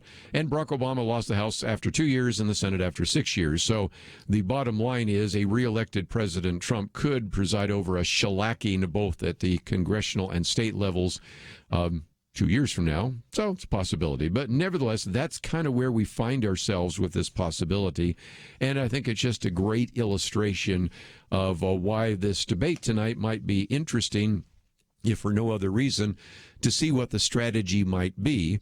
The difficulty sometimes is that these issues probably deserve a little more attention. And will Joe Biden be able in 2 minutes before they turn off his microphone, or will Donald Trump be able to communicate in 2 minutes before they turn off his microphone? What are the key issues? And we'll have to see how that plays out indeed. We come back from the break. Let me just mention real quickly that one of the campaign issues that has been used time and time again is, what about this issue of pre-existing conditions? Our good friend Dr. Merrill Matthews, who has been on the topic so many times, points out that if you look at the issue of pre-existing conditions, first of all, in terms of just sheer numbers, it's really not affecting a lot of people, because if you have Medicare or Medicaid, they cover about a third of the population, and you cannot exclude somebody with a pre-existing condition. Then you take another half of the population, and they have employer-provided health care, which itself deals with the issue of pre-existing conditions. So you're really talking about a handful of individuals, no small number though, but compared to the rest of the nation, who might be uninsured that have pre-existing conditions. So when we come back from the break, I want to read from a very short piece by Ned Ryan, in which he says this, again, is just an attempt to mislead the voters. because we have a couple of key votes that have taken place on this issue of pre-existing conditions. And so we'll talk about that briefly and then get into one of the other articles I've posted, some of the things that Donald Trump has never actually done. And in some respects, it's kind of an interesting little piece that came out, because the argument from Molly Hemingway is some of his greatest accomplishments are the things he's never done. We'll be right back.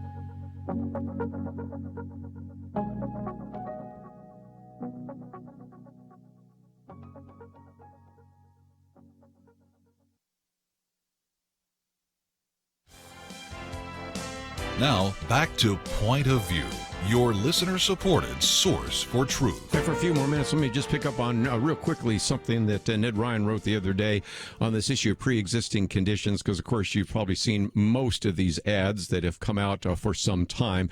Anyway, if we need to, we might even get Dr. Merle Matthews back in here to get into the details. But I think what he has to say here is pretty good, and that is a lot of people are being told that, indeed, Republicans are going to take away the idea of coverage for people with pre-existing conditions. And yet, if you want to look at the legislative history, let's go back to 2017. Now, I recognize that 3 years ago, but there were two health care bills that were passed when the Republicans were in control of the House, and they provided coverage for people with pre-existing conditions. Not only did they provide coverage, but the legislation actually would have allowed, he says, lower costs for everyone else in that age category. But then what happened? Well, Democrats in the House and Senate opposed the bills. So the Republicans introduced the Pre-Existing Conditions Protection Act of 2017. You can look up there. And then also the American Health Care Act. Voted yes, sent it to the Senate. But every single Democrat in the Senate voted no, including, by the way, Vice Presidential candidate Kamala Harris. He does point out an interesting irony. We've said this before, because one of the arguments being made, since we were talking about Judge Amy Coney Barrett, one of the arguments against her, if you might remember the testimony, was that she might vote to end the Affordable Care Act. I think we've dealt with that before, in which it looks like she would not. But nevertheless if you really want to see the interesting irony of this, the individuals that were promoting what's called Medicare for All were very honest about the fact that Medicare for All would end not only Medicare as we know it, so it's just called Medicare for All, but it wouldn't continue it. It would end that, and it would also end the Affordable Care Act. And you can go, if you do any kind of Google search, and find all sorts of Democratic leaders up until fairly recently were talking about the problems with the Affordable Care Act and all the rest. Joe Biden said, well, we can fix it, but most of them said, we just need to get rid of it and move on to Medicare for All. Medicaid for All, or whatever you want to call it. It, again, was really single-payer plan, and it would get rid of that in the first place. But nevertheless, let's take some phone calls, 1-800-351-1212. We'll go to Georgia. Robert, what would you like to add to our conversation today? Hi, I have a daughter diagnosed with autism, and upon her birth, we were unable to receive insurance because she was considered a child with a pre-existing condition. No one's going to remove pre-existing conditions unless another plan is implemented. I'm not going to believe that lie. Number two, both parties are equally guilty of the following. Yes, my daughter does have insurance that allows for a pre-existing condition, but what companies are allowed to do is to self-fund their insurance programs so they do not have to pay for the diagnosis of autism or services with respect to autism, so they're off the hook. Here's the challenge. So my daughter can receive a form of Medicaid with respect to her autism. No one will take that Medicaid because it doesn't pay enough in their eyes. Yeah, that's $70 right. to $90 an hour. So if these clowns want to go to Medicaid for All, that's what's going to happen. They're going to have services denied. They're going to have death panels. And it's just as Reagan said, you want to introduce socialism, you can under the guise of health care. And since we have an ever-increasing number of non-thinkers in this country, if you can dance, if you can watch sports, if you can appeal to them that way, they'll listen. But any other way, intellectually, they're incapable of following the ball. And so both parties are equally guilty with respect to self-funding insurance plans. Therefore, services are denied children diagnosed with autism, and I'm certain other illnesses. Just wanted to share that with you. And I, again, appreciate the intelligent comment. And again, I just would encourage our listeners to pray for Robert and his daughter. And of course, I'm very well aware of many of our friends that have a child with autism or someone on the spectrum. And so we certainly want to encourage people to pray for you as well. Let me just real quickly, since we won't have a whole lot of time now, because I want to give as much time as I can to Doug Groothuis in the next hour, point out the fact that we do also have posted a very good piece by Molly Hemingway, who is a senior editor at The Federalist. Trump's greatest accomplishments are what he hasn't done, and starts out by pointing out how some people criticize the president for standing at actually the balcony, and that somehow that looks like strong men or dictators. And then so all sorts of people started posting pictures of Barack Obama standing at the balcony, and George W. Bush and George Herbert Walker Bush and Jimmy Carter and Richard Nixon and Ronald Reagan and Dwight Eisenhower. And so anyway, she starts out by pointing out that. But the point of the article, you have to get to the second page, and that is, first of all, a lot of people criticized Donald Trump as a dictator. And tonight, what he could really do if he had kind of the Ronald Reagan kind of idea is, well, there you go again. Because, which one is it? On the one hand, you call me a dictator. And on the other hand, you tell me I didn't do enough by taking over the federal government and having the federal government taking over all of the various parts of the government. Because if you look around the world, foreign leaders, as she points out, have treated the coronavirus as an opportunity for unprecedented power grabs. You look at what's happened in China, South Korea. You had Hungary even basically exercised various kinds of authorities. Elections were delayed and all of that. And the bottom line is you many times had these national leaders use the coronavirus or COVID-19 to really solidify their power. And then she points out domestically, some of the governors started acting like those foreign leaders, banning children from going to school, banning people from going to church, closing businesses. If you haven't heard about that, we will certainly be talking about that tomorrow with some of our guests and roundtable individuals as well.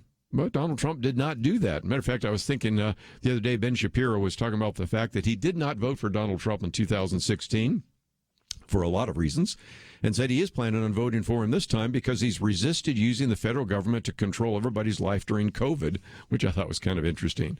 Number two, another thing that the president didn't do is launch wars, because you had both President George W. Bush campaigning on a promise not to be nation building. And of course, we know exactly what happened after 9/11, launching a war in first Afghanistan and Iraq and then getting involved in nation building. Then you have President Barack Obama, or candidate Barack Obama, campaigning on a promise to end endless wars. And then you think of all that, Libya, the drone strikes, Yemen, Syria, Somalia, need to go on. And again, the president actually has been the first president not to get us involved, but instead try to pull us out of some of those. And then she says one other one is not ignoring campaign promises. You can think of, for example, George Herbert Walker Bush, read my lips, no new taxes, and then had a tax hike. And, of course, all the things I just mentioned about the promises that came from George W. Bush and Barack Obama. And, of course, the one that everybody loves to mention, whether it was Bill Clinton, George W. Bush, or Barack Obama, they all promised to move the embassy from Tel Aviv to Jerusalem.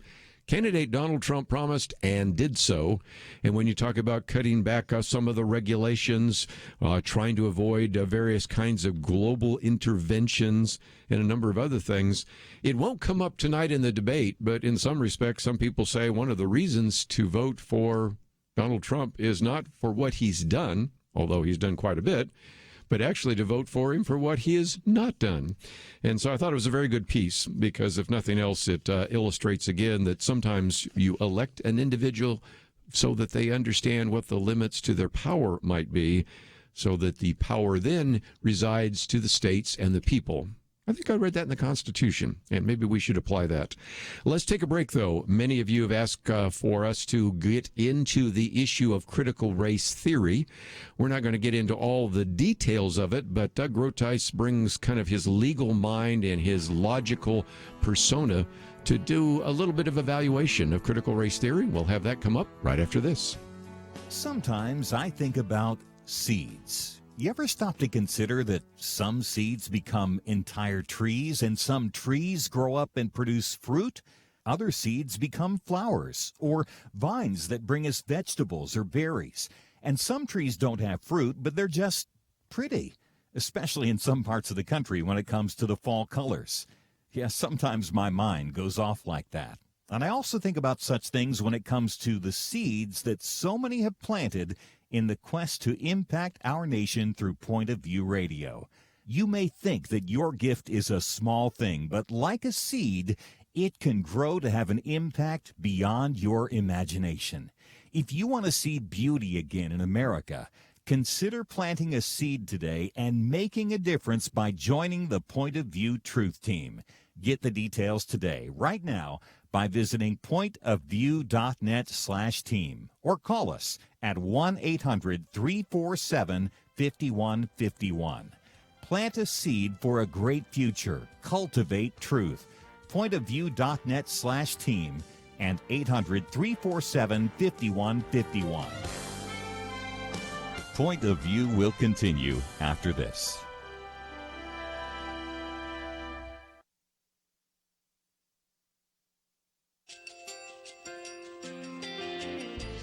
I just want to thank you so much for all the wonderful programming you have. You're just absolutely fantastic. I recently started listening to Point of View, and I really found it interesting because of the different subjects you cover. Thank you for that.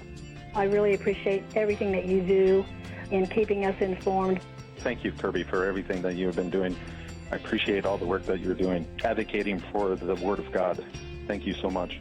Point of View, I think, is absolutely necessary because it's a Christian perspective, a biblical worldview perspective, and receive very current, up-to-date information about what is really going on, week to week in our culture, which is changing so rapidly, and yet it's morally sliding backwards.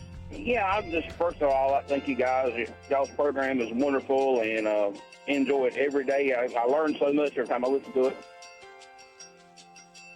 Point of View Radio Talk Show.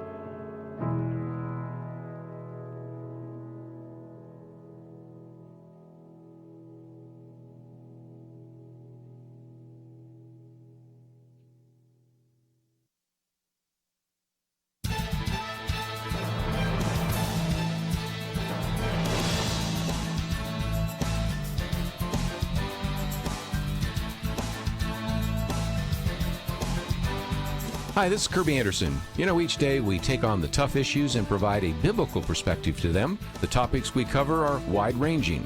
Apologetics, theology, prophecy, creation and evolution, intelligent design, marriage, family, child-rearing, the millennial generation, trends in society, politics, economics, business, religious liberty, the Constitution, public policy, foreign policy, military policy, tensions in the Middle East, abortion, homosexuality, pornography, sexual ethics, media, technology, history, and America's godly heritage. We talk about anything that affects your faith, your family, or your freedom. So don't go anywhere, because Point of View continues right now.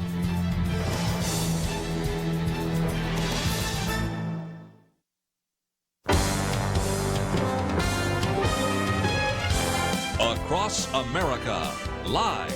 This is Point of View.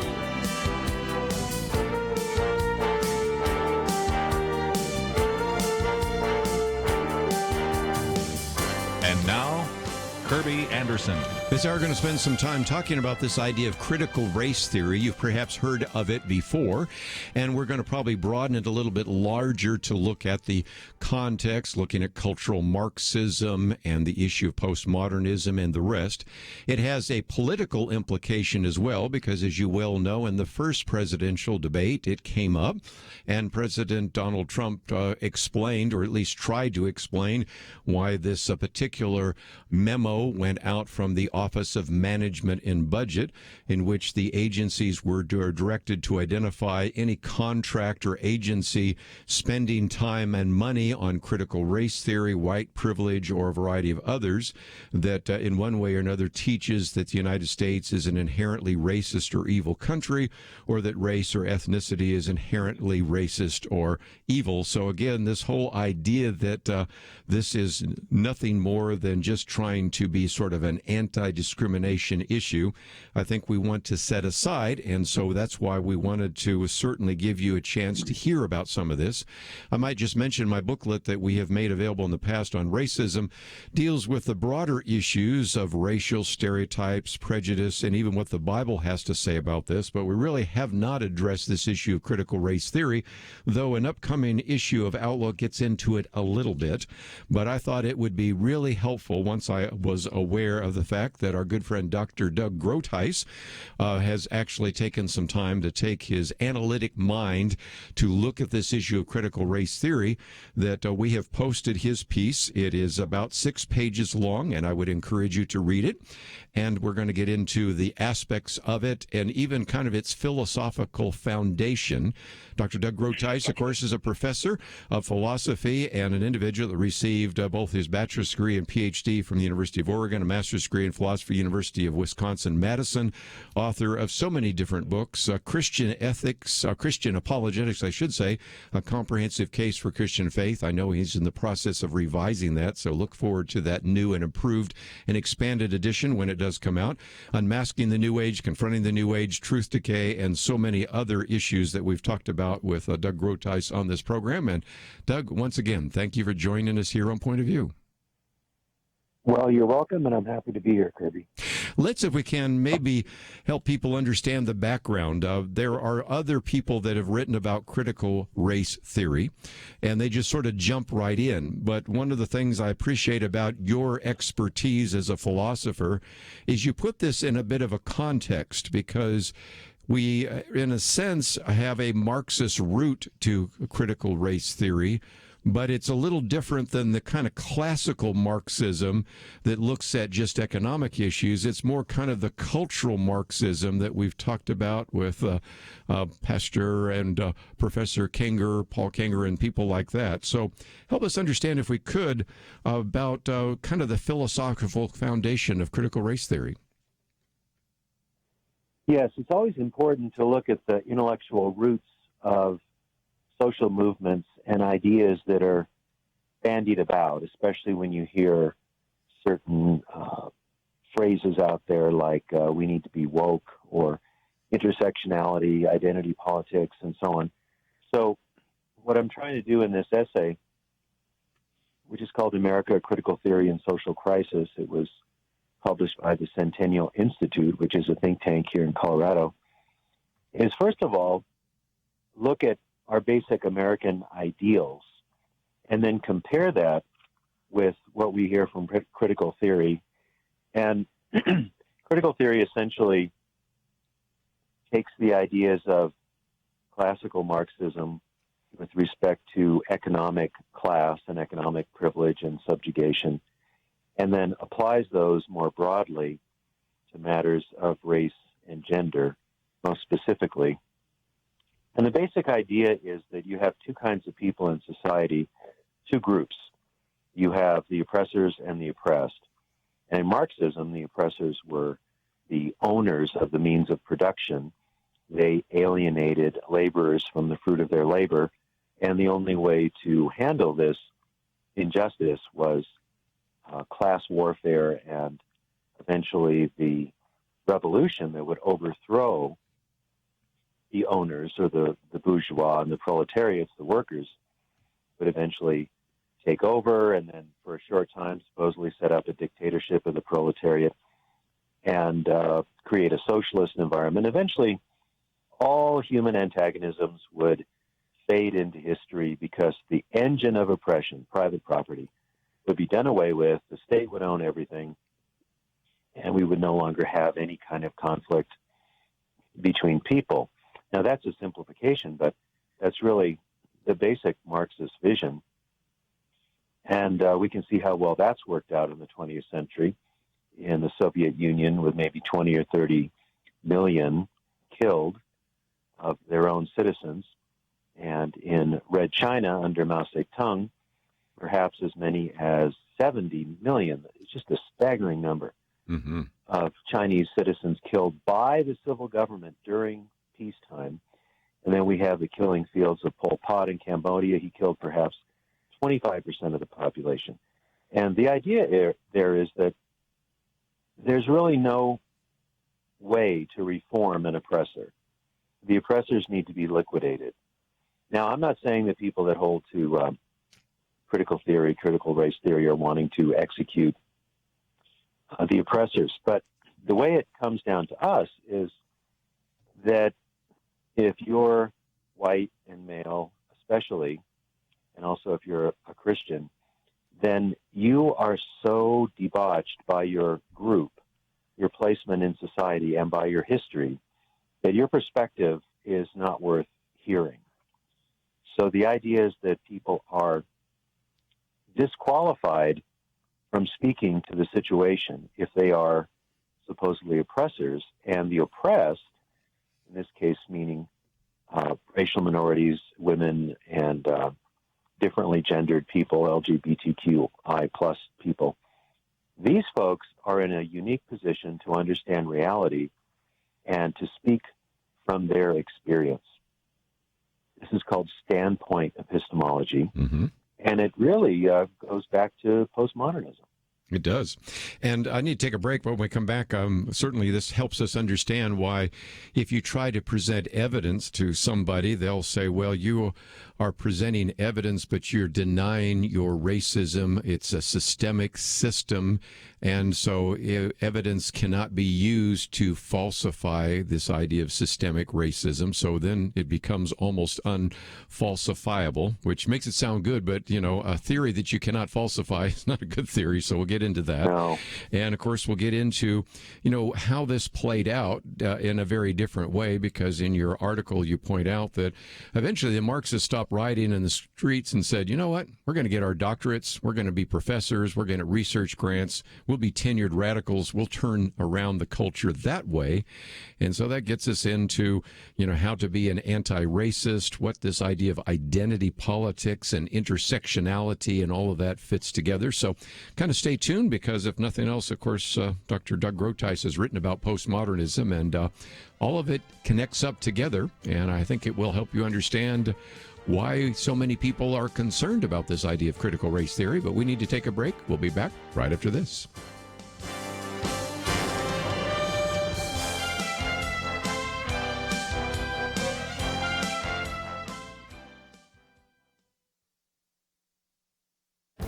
This is Viewpoints with Kerby Anderson. Critics of mass mail voting point to the problems with government efficiency and the potential for voter fraud. The quick response often is a throwaway line that many states have been doing mail-in voting for years with no problems. The editors of the Wall Street Journal then ask, what do they have that the rest of us lack? Well, for one thing, check out their solid deadlines. For example, registered voters in Colorado are to be mailed a ballot by October 16th. That was last Friday. A person who registers to vote within 8 days of the election won't be sent a ballot by mail, but must get one in person. The state of Oregon is even more strict. A potential voter must be registered to vote 21 days before the election. If you are not registered to vote by last Tuesday, October 13th, you will have to sit out the November election. Ballots were sent out Wednesday, October 14th. The editors make a great point. If Oregon were a GOP state, the rules might be characterized as voter suppression, a cynical attempt to blockade the ballot box. But a deadline is a neutral rule, and running a tight ship is especially vital when many of the ballots are going by the U.S. Postal Service. Clear rules and solid deadlines are not voter suppression. What a contrast these clear rules are to what has been happening in many of the battleground states. Federal judges and state judges in Arizona, Michigan, Georgia, Pennsylvania, and Wisconsin have been changing the election rules and deadlines. In some cases, the Supreme Court may even have to rule to reestablish deadlines. Yes, mail-in balloting can be safe, but only if we learn important lessons from states that have been doing it for years. Changing the rules and deadlines in the midst of an election is not the way to have voter integrity. I'm Kerby Anderson, and that's my point of view. For a free copy of Kerby's booklet, A Biblical View on Loneliness, go to viewpoints.info/loneliness. That's viewpoints.info/loneliness.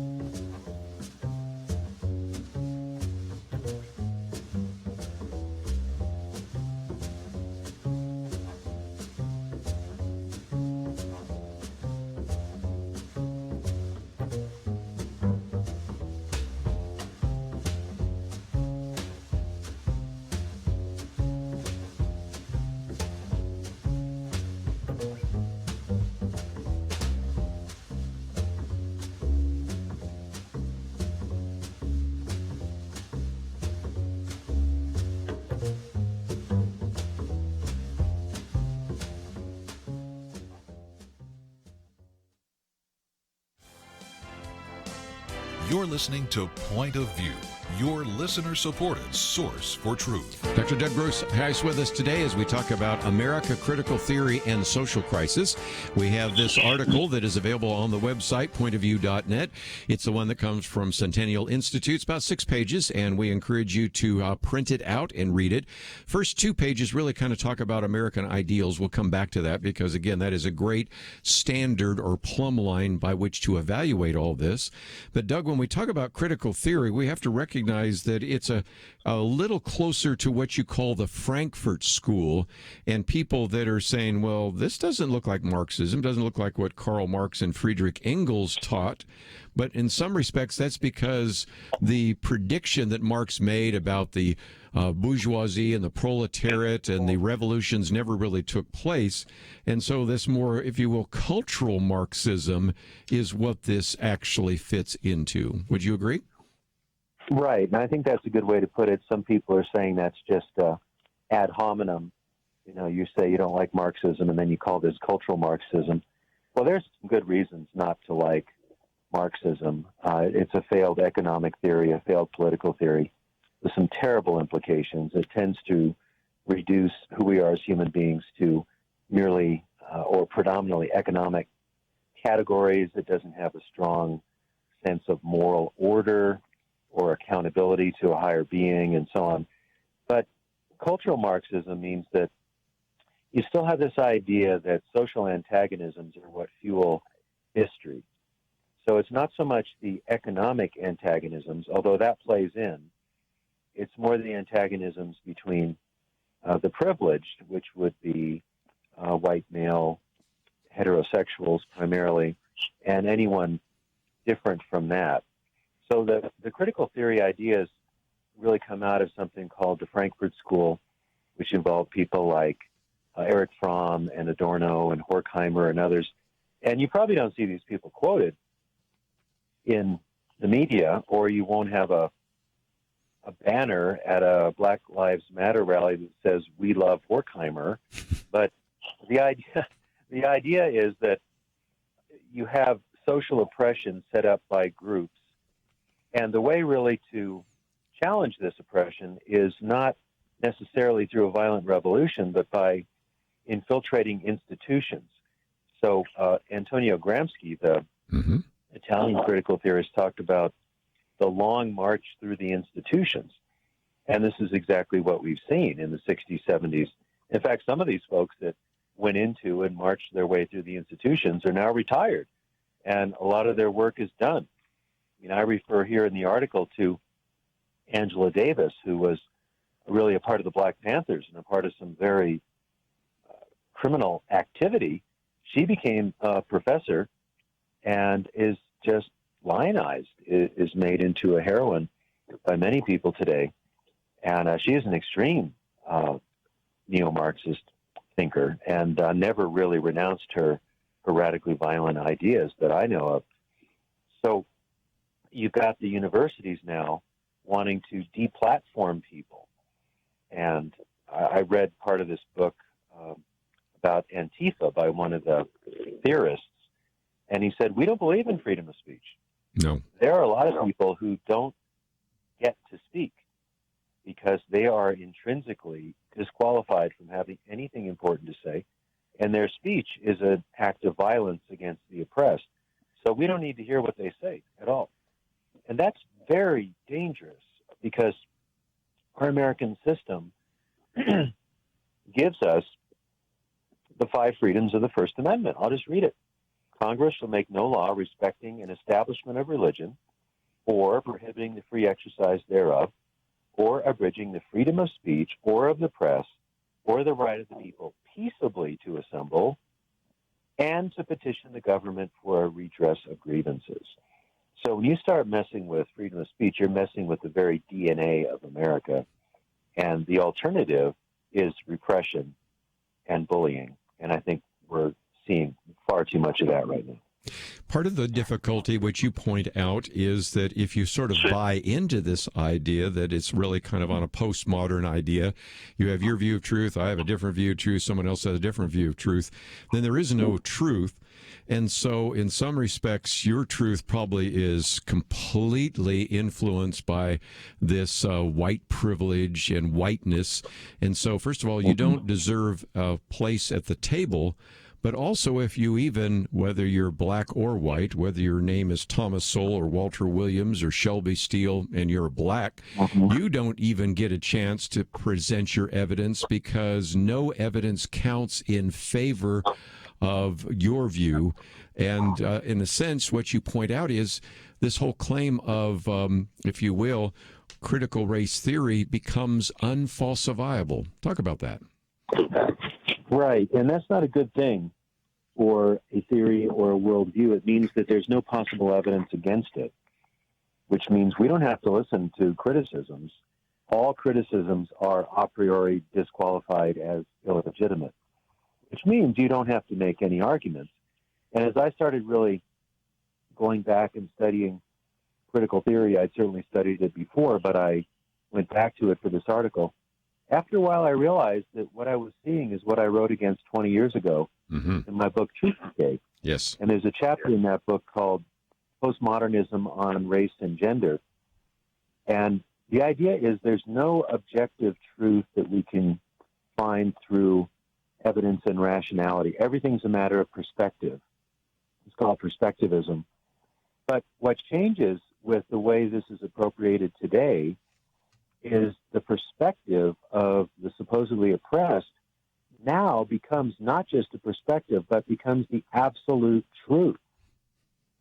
So they're no longer really appealing to various perspectives and everybody has a right to their own view, but it's really solidified into standpoint epistemology, which was there 20 years ago, but now it's much more at the forefront, which is the oppressed have the unique place through their quote-unquote lived experience to evaluate the whole social system.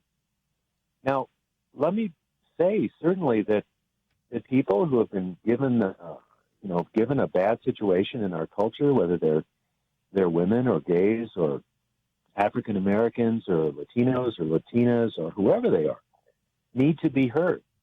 And we do not have a perfect system of civil society or justice. There's so much that needs to be reformed in many ways. But as a philosopher and somebody who's really concerned with epistemology, that is, how do we know what we know?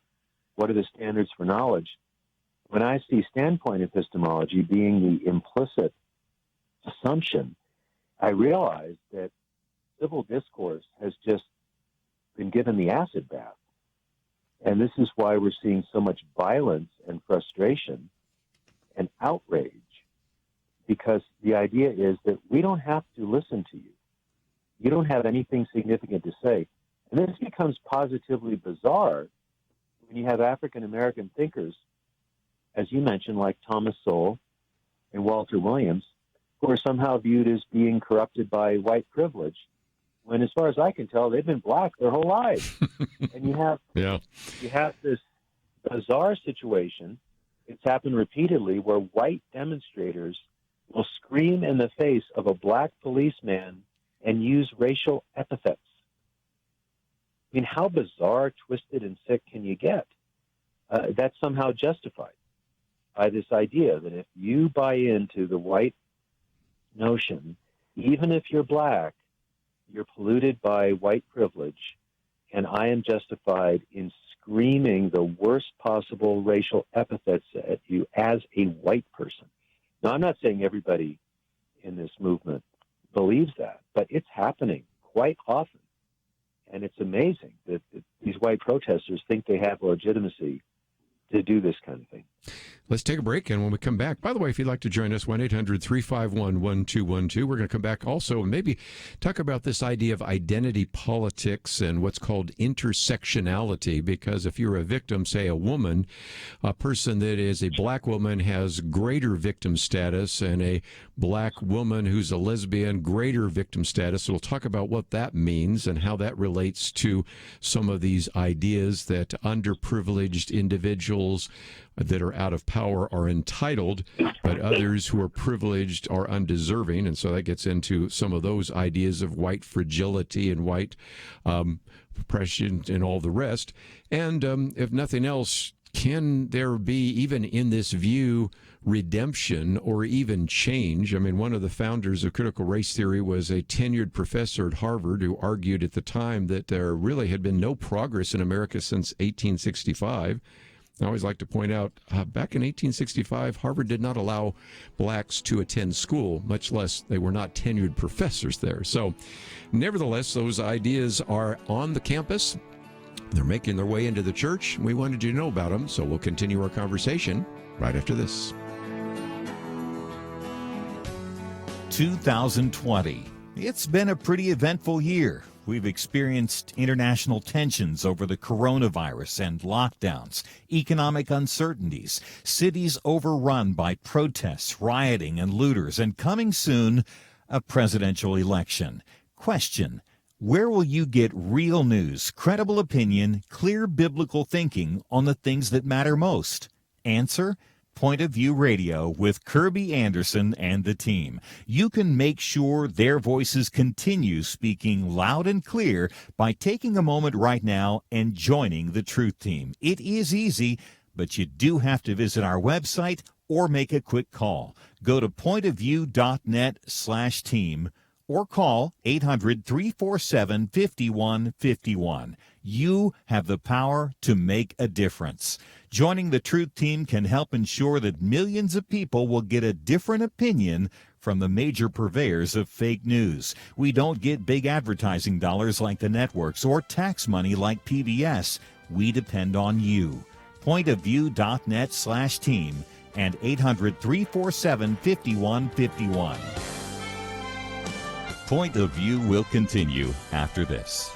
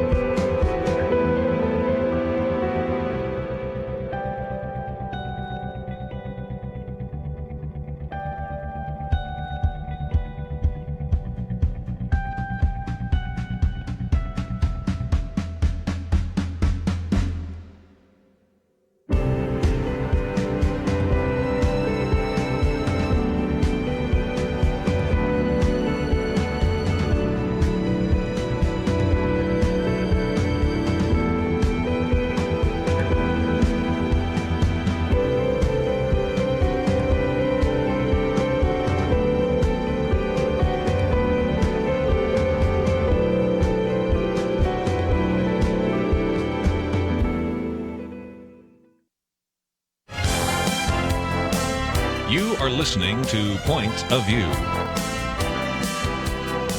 The opinions expressed on Point of View do not necessarily reflect the views of the management or staff of this station.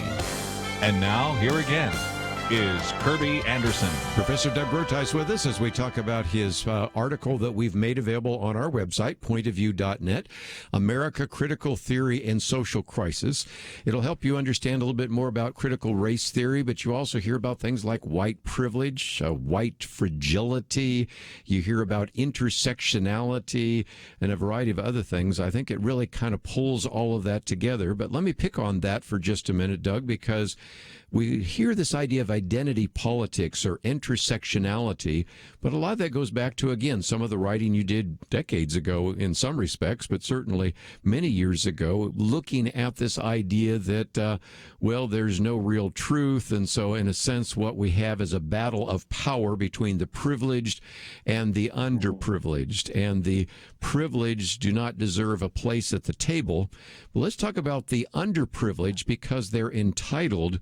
But this idea of intersectionality says, well, you have a certain kind of victim status, and that sort of adds up. And some people might say, well, why does it call intersectionality? Well, because an individual that may be a woman may not agree with a lesbian, may not agree with a transgender, may not necessarily agree with an African American, but the sections by which we all unite together to actually fight oppression connect us together. But explain that, if we might, because that's a very important part of your article as well, isn't it?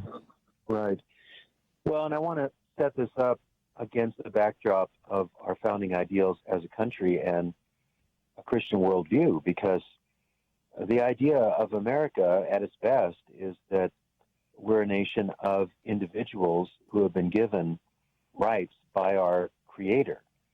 And of course, this was worked out through the Constitution and the amendment process, and African Americans and women were given more rights and opportunities over time.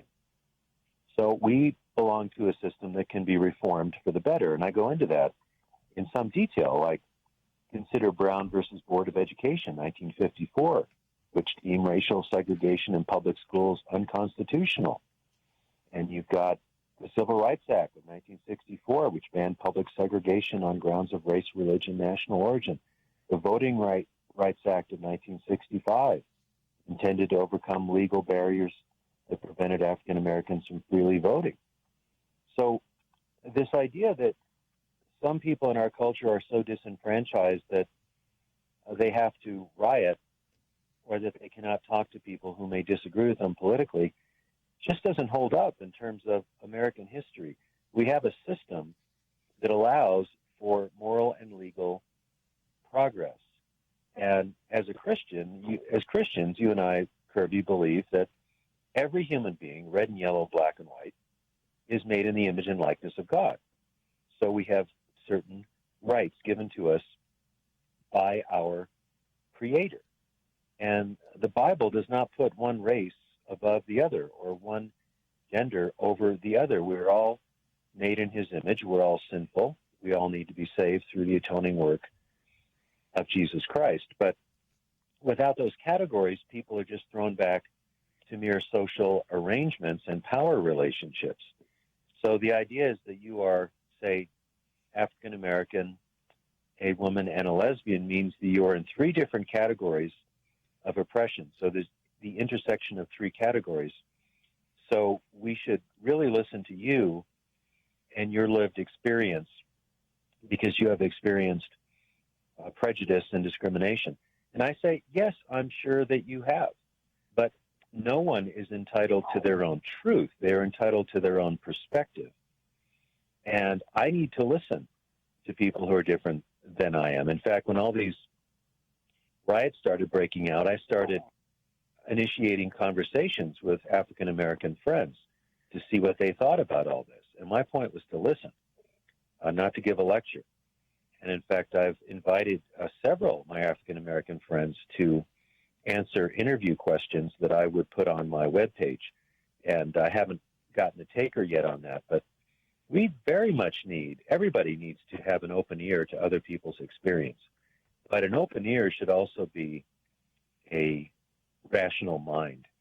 And this idea that only those that are supposedly oppressed have a proper vantage point is just not rational. For example, let's say someone has had a real tough life. They've been brought up in a inner city. They're African American or Latina or Latino. And we listen to their stories. And then they tell us how to justly order a society. And they know nothing about political science, and they know nothing about American history. I say, I will listen to your lived experience, but you're really in no position to talk about the right ordering of society if you're an ignoramus. I'm not saying that to be nasty. There are ignoramuses, red and yellow, black and white, all over the place. But you can be a white ignoramus. You can be a yellow ignoramus. The issue is, do we have knowledge about the subject matter that is pertinent to public policy? And a group of people with signs and weapons and fireworks and laser pointers is not an argument. And there's nothing constructive about that kind of situation. One of the things I found kind of interesting, it came out just a couple of days ago by James Lindsay. It was, interestingly enough, a New Discourses. It said, for racial healing, reject critical race theory. What was interesting is he does a thought experiment. Imagine you have a small shop, you're a sole proprietor, maybe it's a tailor shop, and you have two customers come in, one white, one black. And he said, okay, now you want to apply critical race theory. So let's say you decide to help first the black person, but critical race theory would say, well, maybe you're doing this because you don't trust the black person to be in your shop unattended while you help another customer, which is, again, perpetuating a racist stereotype and upholds racism. So you've chosen poorly. And then he says, but if you choose the white person instead, well, then that shows you're racist because, after all, you favor white people and you view them as first-class citizens, and you see those who are not white as second-class citizens. And he takes you through this really interesting thing of saying, okay, let's just for a moment say I want to really embrace this idea of critical race theory. It ends up being kind of heads I win, tails you lose kind of mindset. And it kind of brings me back to the fact is, when you have a theory that cannot be falsified and you have a theory that is used in every case to criticize your actions, where's the redemption that we as Christians talk about? Where's the possibility of reconciliation? What are your thoughts? Well, there isn't any. And in my revision of my book, Christian Apologetics, I've been doing a lot of work on defending Christ's atonement. There wasn't enough of that in the first edition.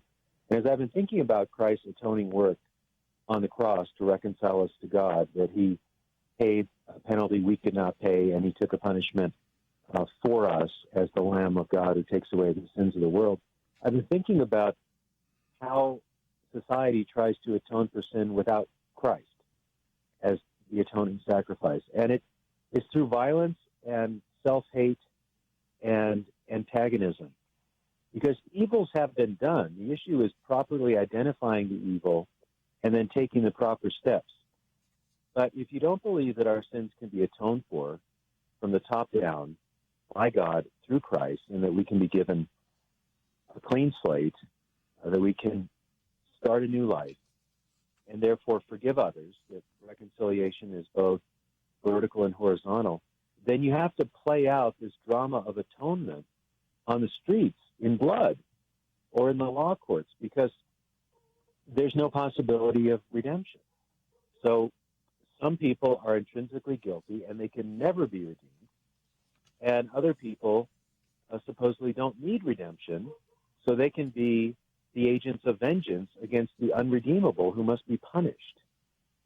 And I remember that years ago I read this book by R.J. Rushdoony called The Politics of Guilt and Pity.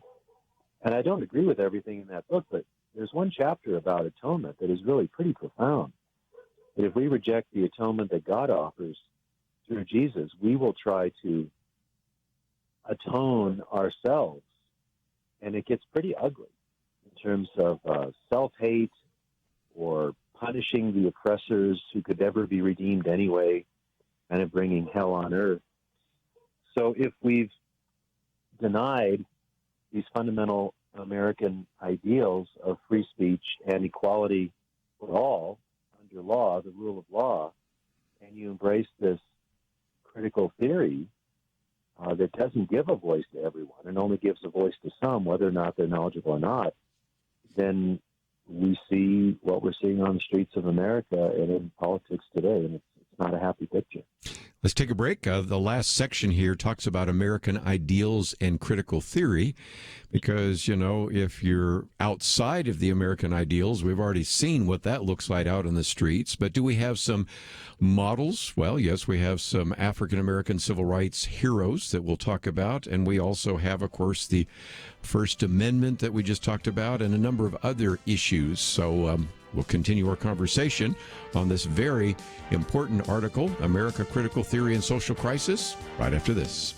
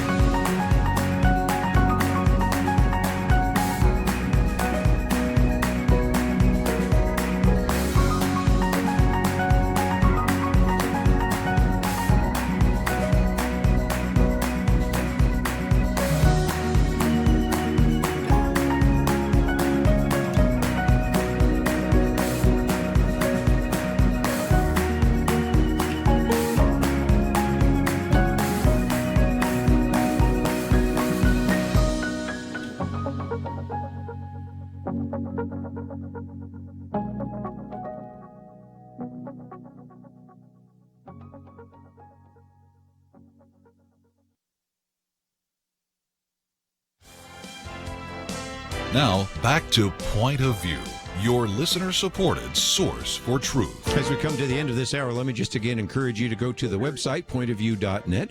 You'll find this very good article by Doug Groothuis, America, Critical Theory and Social Crisis.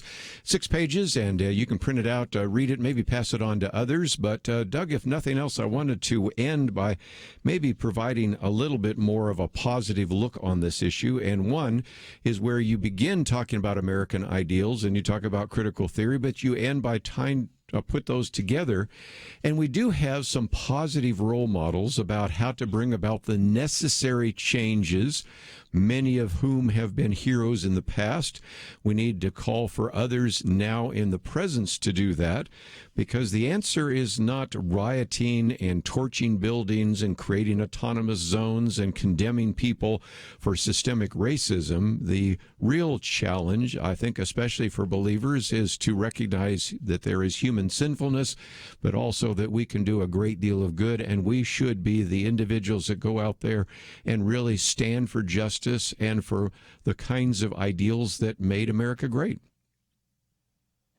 Well, exactly. We have some terrific examples of this. I think of, obviously, Dr. Martin Luther King Jr., who loved America and held America accountable to its founding ideals. You think of his I Have a Dream speech, and he says that we are going to cash a check. We have a promise in the Declaration of Independence that all men are created equal and have certain inalienable rights. So he was not wanting to torch America. He advocated nonviolent resistance, and his principles were taken from the American system, the American founding, I should say. And he said, we have elements of our culture and politics right now that need to be reformed. Notice it's reformed. It's not revolution. It's not overturning. It's correcting, or you might say reconstructing, not destroying the whole thing and then let's start from year zero, the way the French Revolution tried to do it. And then also a man who recently passed away, John Lewis, was a congressman, and he served in Congress for 35 years. And I remember when the rioting broke out, he said, wait a minute, listen to me. I was part of the civil rights movement. I worked with Dr. Martin Luther King Jr. Look at what we have. Look at the number of African Americans we have in the Senate and the Congress. We had an African American president for 8 years, 2 terms. Get off, put away your torches and put away your weapons and vote, and organize and support candidates and work for change at a level that is significant and will be lasting. And there's so much that can be done. There are reforms that need to be undertaken. Obviously, I think in the prison system, the criminal justice system, often African Americans are not given the rights they deserve in that system, especially I think in some parts of the South. And Kathleen and I watched this summer a very powerful movie called Just Mercy, which is also a book, which deals with how often African American men accused of murder do not get adequate representation. And so that needs to change. Nothing I'm saying is for keeping everything the way it is without change or silencing the voices of protest. We do need change for the better, but we have this marvelous structure by which to do it. And it has worked previously, and it can work today as well. So we need, first of all, an understanding of what America is.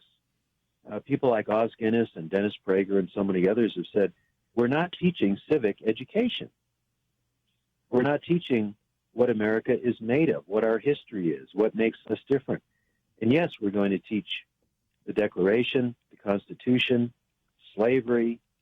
We're going to teach about the Civil War and about the Emancipation Proclamation and the Civil Rights Movement and Jim Crow, the whole thing. But I'm really worried. And also we need to teach about other political philosophies, particularly Marxism.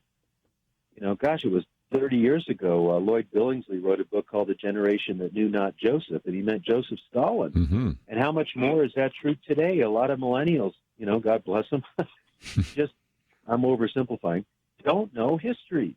They don't. And so they're attracted to socialism, even communism. We have a local group in Denver called the Denver Communists, something like that. Do you know what Joseph Stalin did to the farmers that resisted? Do you know the planned famine in the Ukraine? Do you know the number of human beings killed within the state for resisting the Marxist vanguard?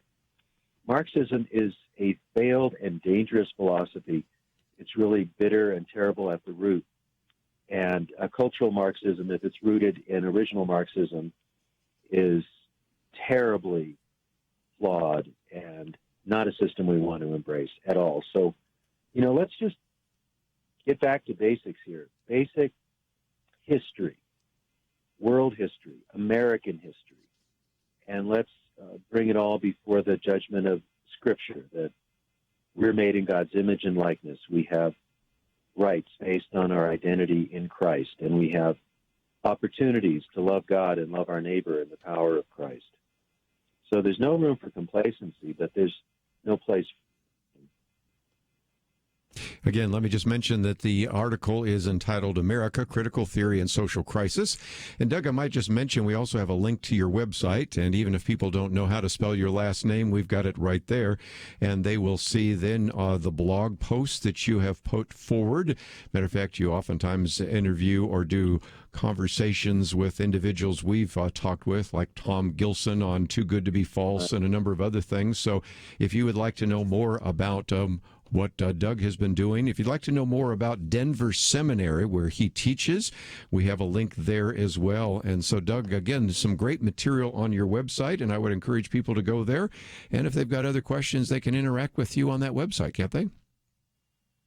Yes, certainly. You can submit questions through the website. We're hoping to set up a question of the week function pretty soon, too, so watch for that. That'd be very good. Doug, I always appreciate the work that you've done over the years. We've appreciated ever since the beginning when we started having you on the program talking about unmasking the New Age and confronting the New Age and so many other issues. I would commend to a lot of people your book, Truth Decay, and, of course, I value your book, Christian Apologetics, A Comprehensive Case for Christian Faith, and I'm looking forward to seeing the new and upgraded and expanded edition of that when it comes out. And, of course, we'd love to have you on the program to talk about it. So thank you once again for joining us today here on Point of View. Well, you're welcome, and I appreciate being with you, Kerby. We're going to take a break, but let me just mention that, again, we have a link to Doug Groothuis' website. You don't even have to know how to spell it, and that is all available there as well. Go to the website today. My commentary is about mail-in voting, and the point that many people have made is, well, it works in some of these states. Well, that's because they've had very specific deadlines that aren't being changed in midstream, which is what has been happening, unfortunately, in a number of different states around the country right now that we've talked about. And so that's certainly a real concern. And so, again, I wanted you to read that particular commentary. And if you'd like to get some more information, that is the case. Of course, there's going to be a vote on Judge Amy Coney Barrett. And the confirmation hearings have been concluded in the judiciary. Now, of course, you can tell your two United States senators how they should vote on Monday. And I'm pretty sure that Judge Amy Coney Barrett will soon be Justice Amy Coney Barrett. And so there's some great material there on the website, pointofview.net. One last time, this article, America, Critical Theory and Social Crisis, is there. Please take the time to read it, go through it. You might have to read it more than once, kind of think it through, because it is a very important issue that we like to talk about here on Point of View. Just as we are coming to the end here, I want to thank Doug for his help as an engineer, Steve for his help as a producer. We're looking forward to seeing you tomorrow on our weekend edition right here on Point of View. Having civil conversations about important issues seems to be harder and harder. Various media outlets tell people what they should believe, why they should be outraged, and getting people to actually think, well, it can be difficult. Whether it's the gospel, tax issues, social policy, or just about anything else, you need to have solid information and clear thinking to address the hard issues. You need God's truth applied.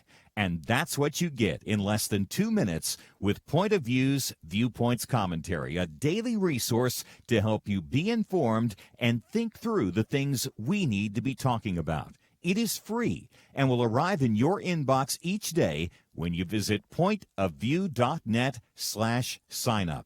Sometimes we know we should say something, but we're silent because we're not quite sure what to say.